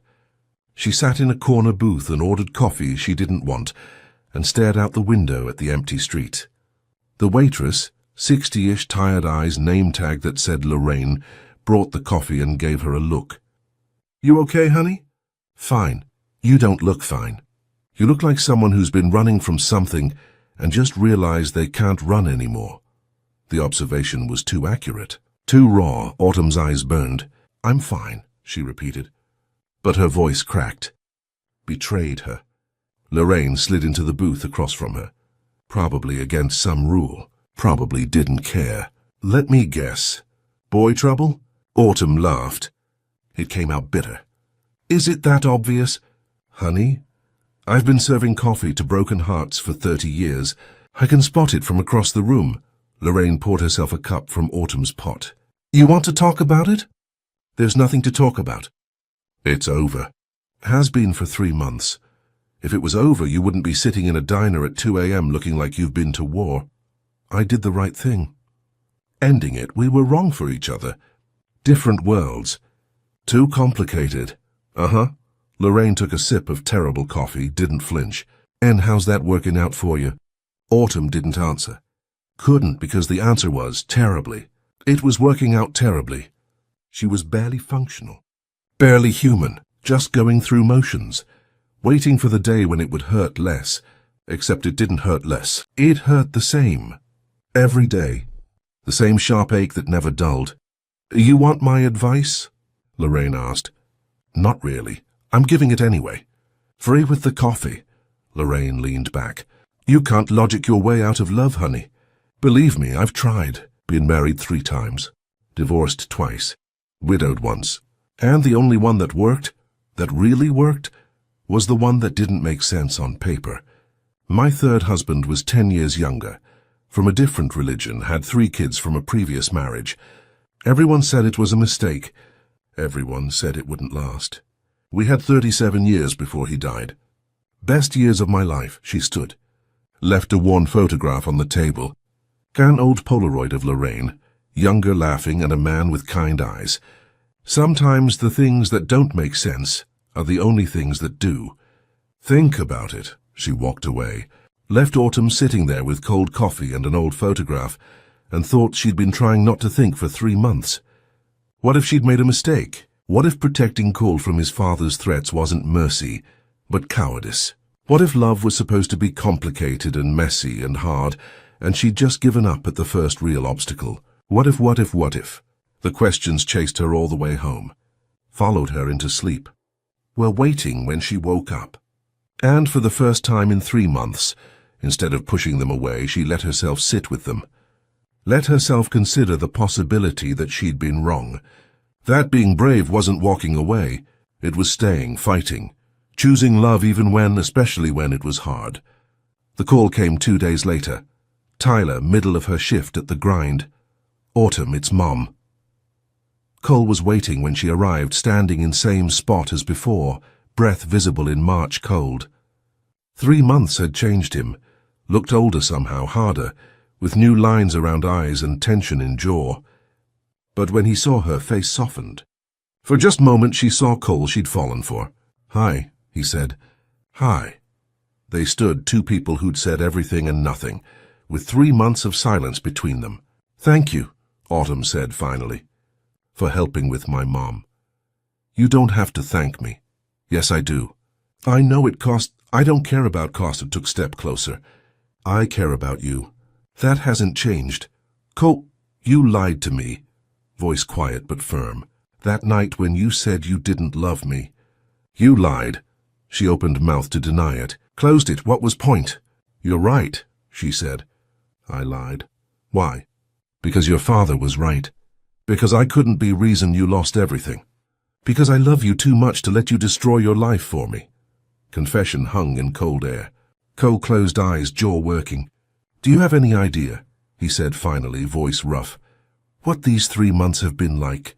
Knowing you lied? Knowing you pushed me away because you were trying to protect me. Watching you from distance and not being able to... Stopped, breathed. I've been going insane. You seemed fine in photos. All those events, those women, smoke and mirrors. My father's idea, eyes opened, meeting hers. He thinks if he parades enough suitable women in front of me, I'll forget you. He doesn't understand that I couldn't forget you if I tried. Cole, we can't... I told him. Autumn went very still. Told him what? Everything. That I'm in love with you. That I don't care about his threats. That if he makes me choose between you and company, I choose you. Cole's smile bitter. He didn't take it well. What did he do? Gave me deadline. 6 months to come to my senses. After that, he'll disown me. Cut me off completely. Remove me from company. I'll have nothing. Words hit like bullets. No, you can't. Too late. I already did. Stepped closer. Close enough to touch. These 3 months taught me something. I can live without money. Can live without company. Can live without my father's approval. But I can't live without you. Autumn felt tears streaming. You're idiot. Probably. Hands came up, cupping her face, thumbs wiping tears. But I'm your idiot if you'll have me. What about community center? Your plans to change things? I have 5 months left. I'll do what I can. But after that, shrugged. Maybe I'll become architect, or piano teacher, or work at the grind pulling espresso next to you. I don't care as long as we're together. Your father will never accept this. Then he'll lose son. His choice. She searched face, looking for doubt. Found none. Only certainty, only love. You're sure? She whispered. I've never been more sure of anything. Even if we have nothing, we won't have nothing. We'll have each other. That's everything. She kissed him then, not caring who saw, not caring about consequences. Kissed like she was drowning and he was air. Like 3 months had been 3 years. Like all reasons they couldn't work didn't matter, because they'd tried staying apart, and it had nearly killed them both. When they broke apart, both crying. I love you, Autumn said. I'm sorry I lied. I'm sorry I pushed you away. I love you so much it terrifies me. Then be terrified with me, rested forehead against hers. Be terrified and brave and reckless. Choose me, even though it's complicated, even though my father will make it hard, even though we're probably insane. Okay? Yes, laughed through tears. Yes, I choose you. I choose us. I choose complicated, messy, impossible thing we are. Cole pulled her close, wrapping arms like he'd never let go. And there in Central Park at midnight, while City slept, 2 people from different worlds made decision that would change everything. Love was worth it. Love was always worth it, even when it cost everything. 2 weeks after the reunion, 2 weeks of Autumn and Cole rebuilding what they'd broken. Careful, tentative, like people learning to walk after a long illness. They met for coffee every morning. Talked on the phone every night. Hadn't told anyone yet. Not Caroline. Not Tyler, not Richard. Especially not Richard. They were living in a fragile bubble, and neither wanted to be the one to pop it. But bubbles don't last. They never do. Richard Steele sat alone in his office at 3 a.m. on a Tuesday. This was becoming a habit. The insomnia. The late nights. The bottle of scotch that seemed to empty itself while he wasn't paying attention. Manhattan sprawled before him, glittering and indifferent. His city, his kingdom, built on 30 years of ruthless decisions, and burned bridges and bodies left in his wake. From up here it all looked clean, justified, necessary. From up here you couldn't see the faces of the people you'd destroyed, but lately he could see them anyway. Marcus McAdams's face. The man had looked broken that day in Richard's office. when they'd signed the papers, when he'd signed away his life's work. Richard had thought it was weakness, had thought that's what separated winners from losers, the ability to take a hit and keep going. Now, watching his son self-destruct over love, he wondered if maybe he'd been wrong about what constituted strength. His phone sat on the desk, next to the scotch, next to the photo of Elizabeth, his dead wife, the woman who'd loved him before he became this, before power had calcified into the thing he was now. He'd kept her number all these years, Caroline McAdams, the widow, had kept it thinking maybe he'd need leverage someday, kept it like you keep a weapon just in case. Now he found himself calling it, not for leverage, for something else, something he couldn't quite name. It rang 3 times, 4, he almost hung up. Hello? Her voice, cautious, because who calls at 3 a.m. with good news? Mrs. McAdams, this is Richard Steele. I know this is unexpected, but I'd like to speak with you. Not as adversaries, just 2 parents who've lost people they loved. They met 2 days later. Small cafe in Midtown, neutral ground chosen carefully, neither of them wanting home field advantage. Richard arrived first. Ordered coffee he didn't want. Waited. When Caroline walked in, he was struck by how small she looked, how tired. Grief had carved lines in her face that no amount of money could erase. He recognized those lines, wore them himself, though he'd learned to hide them better. Mrs. McAdams, he stood, an old courtesy his mother had drilled into him, back when he was still capable of courtesy. Mr. Steele, she sat across from him, didn't offer her hand. He didn't blame her. Thank you for coming. I wasn't sure you would. I almost didn't. Caroline wrapped her hands around her teacup. My daughter would be furious if she knew I was here. My son would say the same, Richard admitted. So we're both betraying them by having this conversation. Perhaps. Or perhaps we're the only 2 people who can have it. Silence settled. The cafe hummed around them. Morning rush. People with places to be, lives to live, uncomplicated by the weight of history. Why am I here? Caroline asked finally. Richard took a breath, exhaled. Because I don't know what to do, honest words. They tasted foreign on his tongue. My son is in love with your daughter. I've tried everything to stop it, threats, ultimatums, logic, nothing works. And I'm... paused, forced himself to say it. I'm watching him choose her over everything I built for him.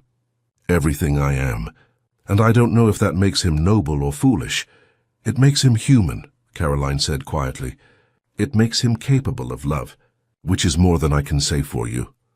The words should have stung, did sting, but they were also fair. You're right, Richard said. I stopped being capable of love a long time ago. When Elizabeth died, when I learned that caring about things made you vulnerable, made you weak, so you became hard instead. I became successful. You became alone, Caroline corrected. There's a difference. She leaned forward. Let me tell you about Marcus, my husband. Your victim. Richard flinched at the word, victim, because that's what Marcus had been. No matter how Richard had justified it to himself, no matter what business jargon he'd wrapped it in, victim was the right word. Marcus was good man, Caroline continued. Not perfect. He worked too much, worried too much, but good. He believed in fairness, in building things that lasted, in treating people with dignity.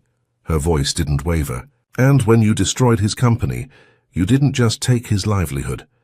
You took his identity, his sense of self, his belief that hard work and decency mattered. He died of broken heart, Mr. Steele. Medical diagnosis said heart attack. But I know the truth. You killed my husband. The words hung between them. Accusation and truth and something that felt like absolution all at once. Because she was right. He had killed Marcus McAdams. Maybe not directly, maybe not legally, but in every way that mattered. I'm sorry, Richard said. The words felt inadequate, pathetic, but they were all he had. Sorry doesn't bring him back. No, it doesn't, he met her eyes. But maybe it's place to start. Maybe it's all I can offer. An apology 30 years too late, and an acknowledgement that I was wrong. About your husband, about business, about what actually matters. Caroline studied him for a long moment. Why now? Why not 3 years ago when Marcus died? Why not last year when you threatened my daughter? Because, Richard said slowly, I'm losing my son, and I'm finally understanding what you lost. What I took from you. And its voice cracked. It's unbearable. Good, Caroline said, not cruelly, but firmly. Let it be unbearable. Let it hurt. Maybe then you'll understand what you've done to so many families. What you continue to do. I'm trying to be better. Trying isn't enough. Change is, real change. The kind that cost you something, she stood. My daughter loves your son. Against all reason, against all sense, she loves him.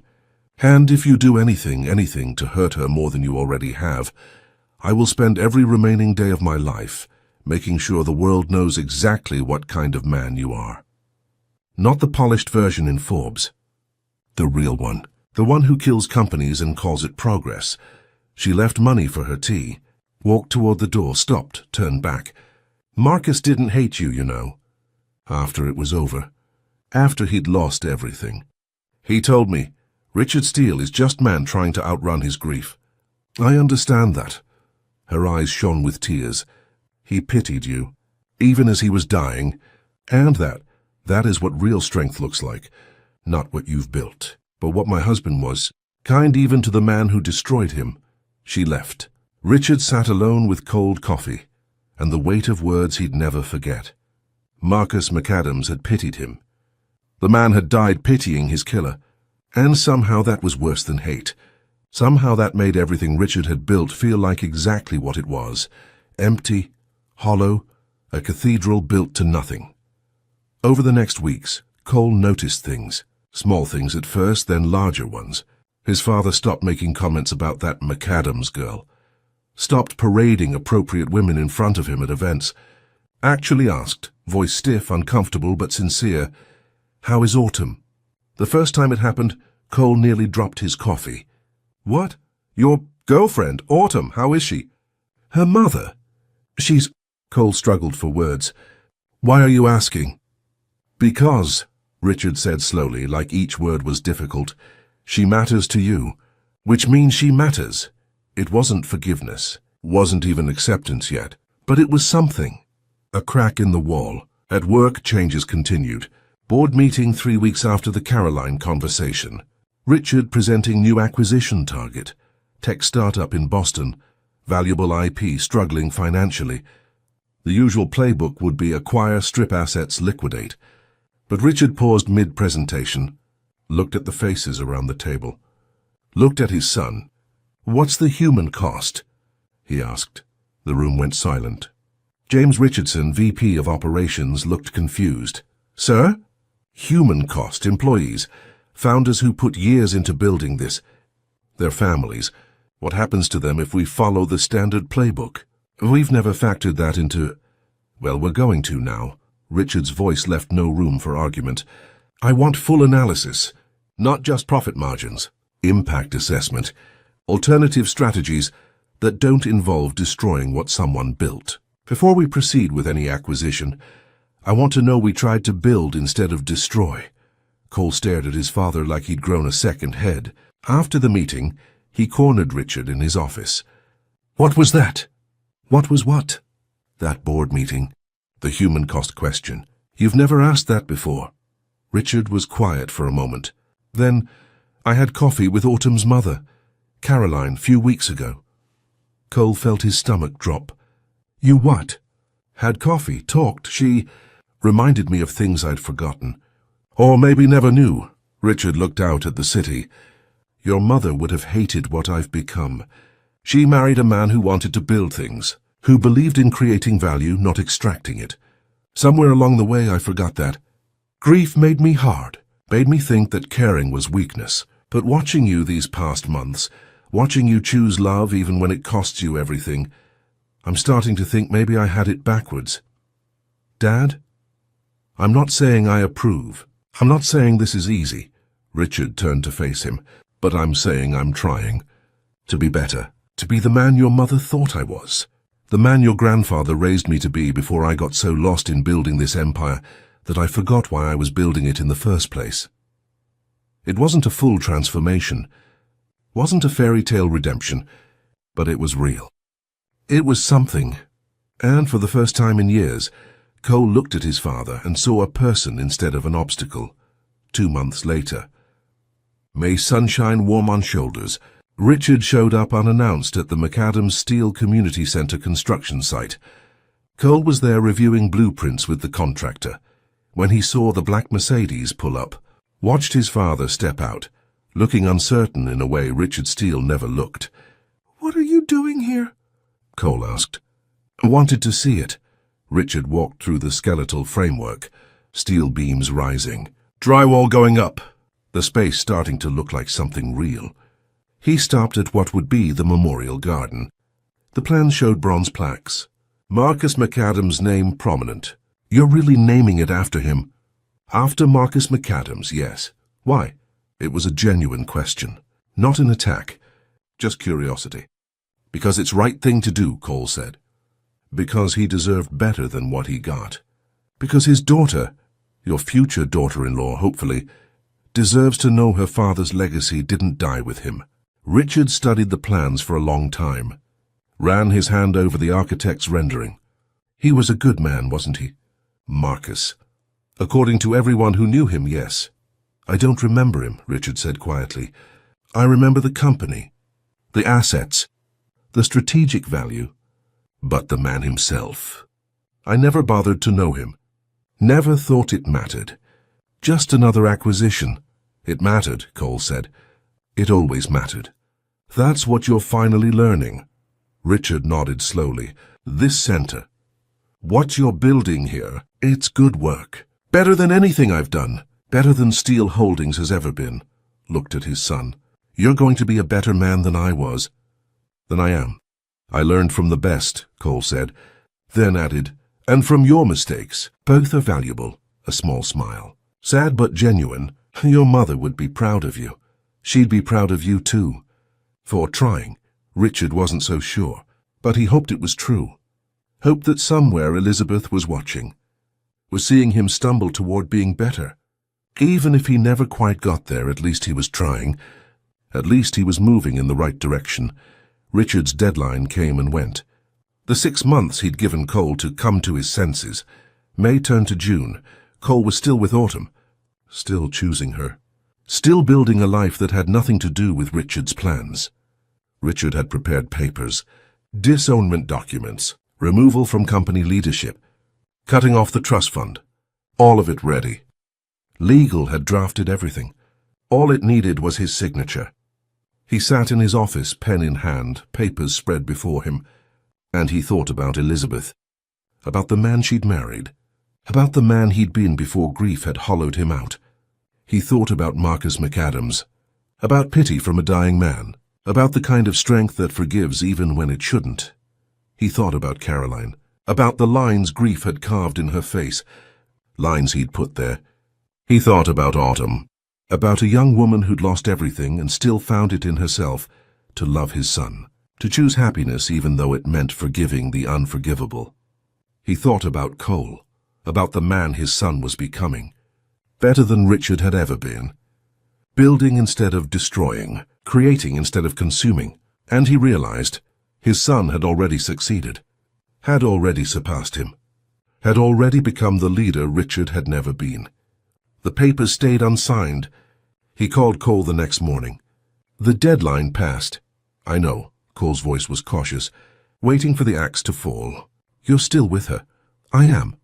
"And you're prepared for me to follow through on my threats." "I am." Silence. "Then what if I didn't?" "What?" "What if—" Richard took a breath. "What if I was wrong? About Autumn? About what you need? About what actually matters? Dad, what are you saying?" "I'm saying I met with her mother. I'm saying I've been watching you these past 6 months, watching you become someone I barely recognize, someone better. And I'm saying," another breath, "I'm saying maybe you were right. Maybe love isn't weakness. Maybe choosing her, choosing happiness, isn't throwing away your future. Maybe it's finding it." Cole was quiet for so long Richard thought the line had disconnected. "Then are you saying you're okay with this? With us?" I'm saying I'm trying to be. I'm saying I want to meet her properly, not as the man who destroyed her family, but as your father, as someone who wants to be part of your life, both your lives. Dad, I'm not asking for forgiveness. Don't deserve it, but I'm asking for a chance to be better, to earn my way back into your life, and maybe, if she'll allow it, into hers. Richard's voice cracked. I've lost too much already, Cole, your mother. Years I'll never get back. I don't want to lose you, too. You won't, Cole said. You won't lose me. Not if you're really trying. I am. I swear I am. And for the first time in 30 years, Richard Steele meant it. They walked into private dining room. Richard Steele stood when they entered, and for first time Autumn saw him not as monster, but as man. Tired man carrying weight of mistakes. Caroline, he said, nodding respectfully. Thank you for coming. Richard. Then he turned to Autumn. Moment stretched. Two people on opposite sides of decade-old wound, meeting across chasm. Miss McAdams, he said quietly. I owe you apology. I owe you so much more than that, but it's place to start. Autumn swallowed a round lump in throat. Mr. Steele, your father was good man. Better man than I gave him credit for. Better man than I've been. Richard's voice rough with emotion. I can't bring him back. Can't undo what I did, but I can tell you that I'm sorry. Deeply, truly sorry. And that if you'll let me, I'd like to try to make small part of it right. Autumn looked at this man who'd destroyed her family, saw regret written in every line of his face, saw sincerity that couldn't be faked. My father believed people could change, she said quietly. Believed in second chances. It's why he was good man, met Richard's eyes. I'm choosing to believe that too. Relief flooded Richard's face. Thank you. They sat. Dinner was stilted at first. Careful conversation, polite topics. But slowly, tentatively, something shifted. Caroline told stories about Marcus, his terrible jokes, his obsession with crossword puzzles, his secret love of disco music. Richard smiled, laughed even. Autumn talked about community center, about plans for memorial garden. Richard listened, asked questions, made suggestions that were actually helpful. Cole watched it all, feeling something tight in chest finally loosen. His family, broken, unconventional, built from ruins, but family nonetheless. Dessert arrived. Richard cleared throat. I've been thinking, he said. Steele Holdings has done lot of damage over years. Not just to your family, but to many families. I can't fix all of it, but I'd like to try fixing some. What do you mean? Autumn asked. Foundation, in Marcus's name, dedicated to helping small businesses survive hostile takeovers. Legal aid, financial consulting, support systems, so what happened to your father doesn't happen to others. Silence. Caroline's eyes filled with tears. He would have loved that, she whispered. It's small, Richard said. Doesn't balance scales, but it's start. Autumn reached across table, took Richard's hand. He looked shocked. Thank you, she said, for trying. That's all we can ask. When dinner ended, Richard pulled Cole aside while women said goodbyes. She's remarkable, Richard said. I see why you love her. Yeah, she is. Don't make my mistakes, son. Don't let work or pride or fear keep you from people you love. I lost 20 years being man I thought I needed to be. Don't lose a day. I won't, Dad, promise. Richard nodded, paused. For what it's worth. I'm proud of you, of man you've become, man I never had courage to be.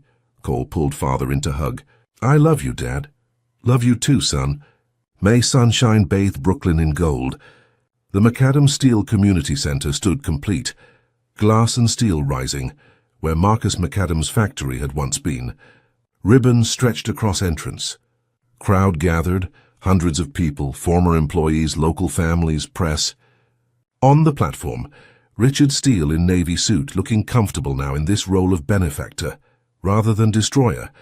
Caroline beside him, healthy, smiling. Tyler, 17, MIT-bound, standing tall. And Cole and Autumn. Autumn's hand rested on her 7-month belly. Baby kicked against her ribs, impatient to join the world. Cole's hand covered hers, protective, reverent. They'd gotten engaged 3 months ago, would marry in the fall after Elizabeth Rose was born. Richard stepped to microphone. My son taught me something this year.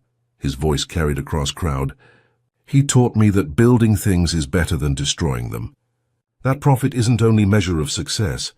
That sometimes strongest thing man can do is admit he was wrong. He looked at Cole and Autumn. I was wrong. About lot of things. About what matters. About who deserves respect. Eyes moved to Autumn. About her? Crowd murmured. Autumn felt Cole squeeze her hand. Marcus McAdams was good man, Richard continued. Better man than I gave him credit for. And this center, this legacy, is small recompense for what I took from him. But it's start. Way of saying that maybe, if we're lucky, we can build something better than what we destroyed. Stepped down to genuine applause. Cole and Autumn walked together to cut ribbon. Scissors sliced through silk. Crowd cheered. Cameras flashed. New beginning. That evening, their Brooklyn brownstone, bought with savings, renovated with their own hands, felt like sanctuary. They'd furnished it slowly, mixing Cole's few treasured pieces with second-hand finds from markets. Piano in living room now. One Cole had found that reminded him of his mother's. He played sometimes late at night when he thought Autumn was sleeping. She never told him she stayed awake to listen. Cole found Autumn in nursery, sitting on floor surrounded by paint samples. What are you thinking? He asked, sitting beside her. That year ago, I never could have imagined this. Us. Your father at our engagement party. Me pregnant with your daughter. It's also... Set down swatch. Miraculous. He pulled her close, careful of belly. She leaned into him, felt steady heartbeat. You know what I learned this year? Cole asked. What? That love doesn't conquer all. Not really. Kissed her forehead. But it makes fight worthwhile. Every hard conversation with my father, every sacrifice, every moment of doubt, worth it. Because I get to wake up next to you. Sap, she said, smiling. You're Sap, forever. Forever. Baby kicked hard. They both felt it. Elizabeth Rose is impatient, Autumn said. Like her mother. Watch it, Steele, he laughed. Kissed her. Soft and sweet and full of promise. Outside, Brooklyn hummed with life. Spring air sweet with possibility. And inside brownstone on tree-lined street, two people who'd started as enemies built something neither had expected. Family, future, hope. Autumn thought about her father sometimes. Wondered what he'd think of all this. Cole marrying his daughter. Richard trying to make amends. Community center bearing Marcus McAdams's name. She thought he'd be proud. Not of revenge, not of justice, but of forgiveness, of healing, of choosing to build instead of destroy. I love you, she told Cole. I love you too. Even though I'm cranky and pregnant and hormonal, especially because of that. Baby kicked again, harder. She's going to be handful, Autumn said. Good. She'll take after her mother. Thank you for staying till the end of Autumn and Cole's story.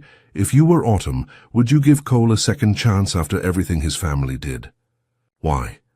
If you enjoyed this story, please hit the like button, subscribe for more love conflict second chances stories, and share it with someone who loves this kind of drama.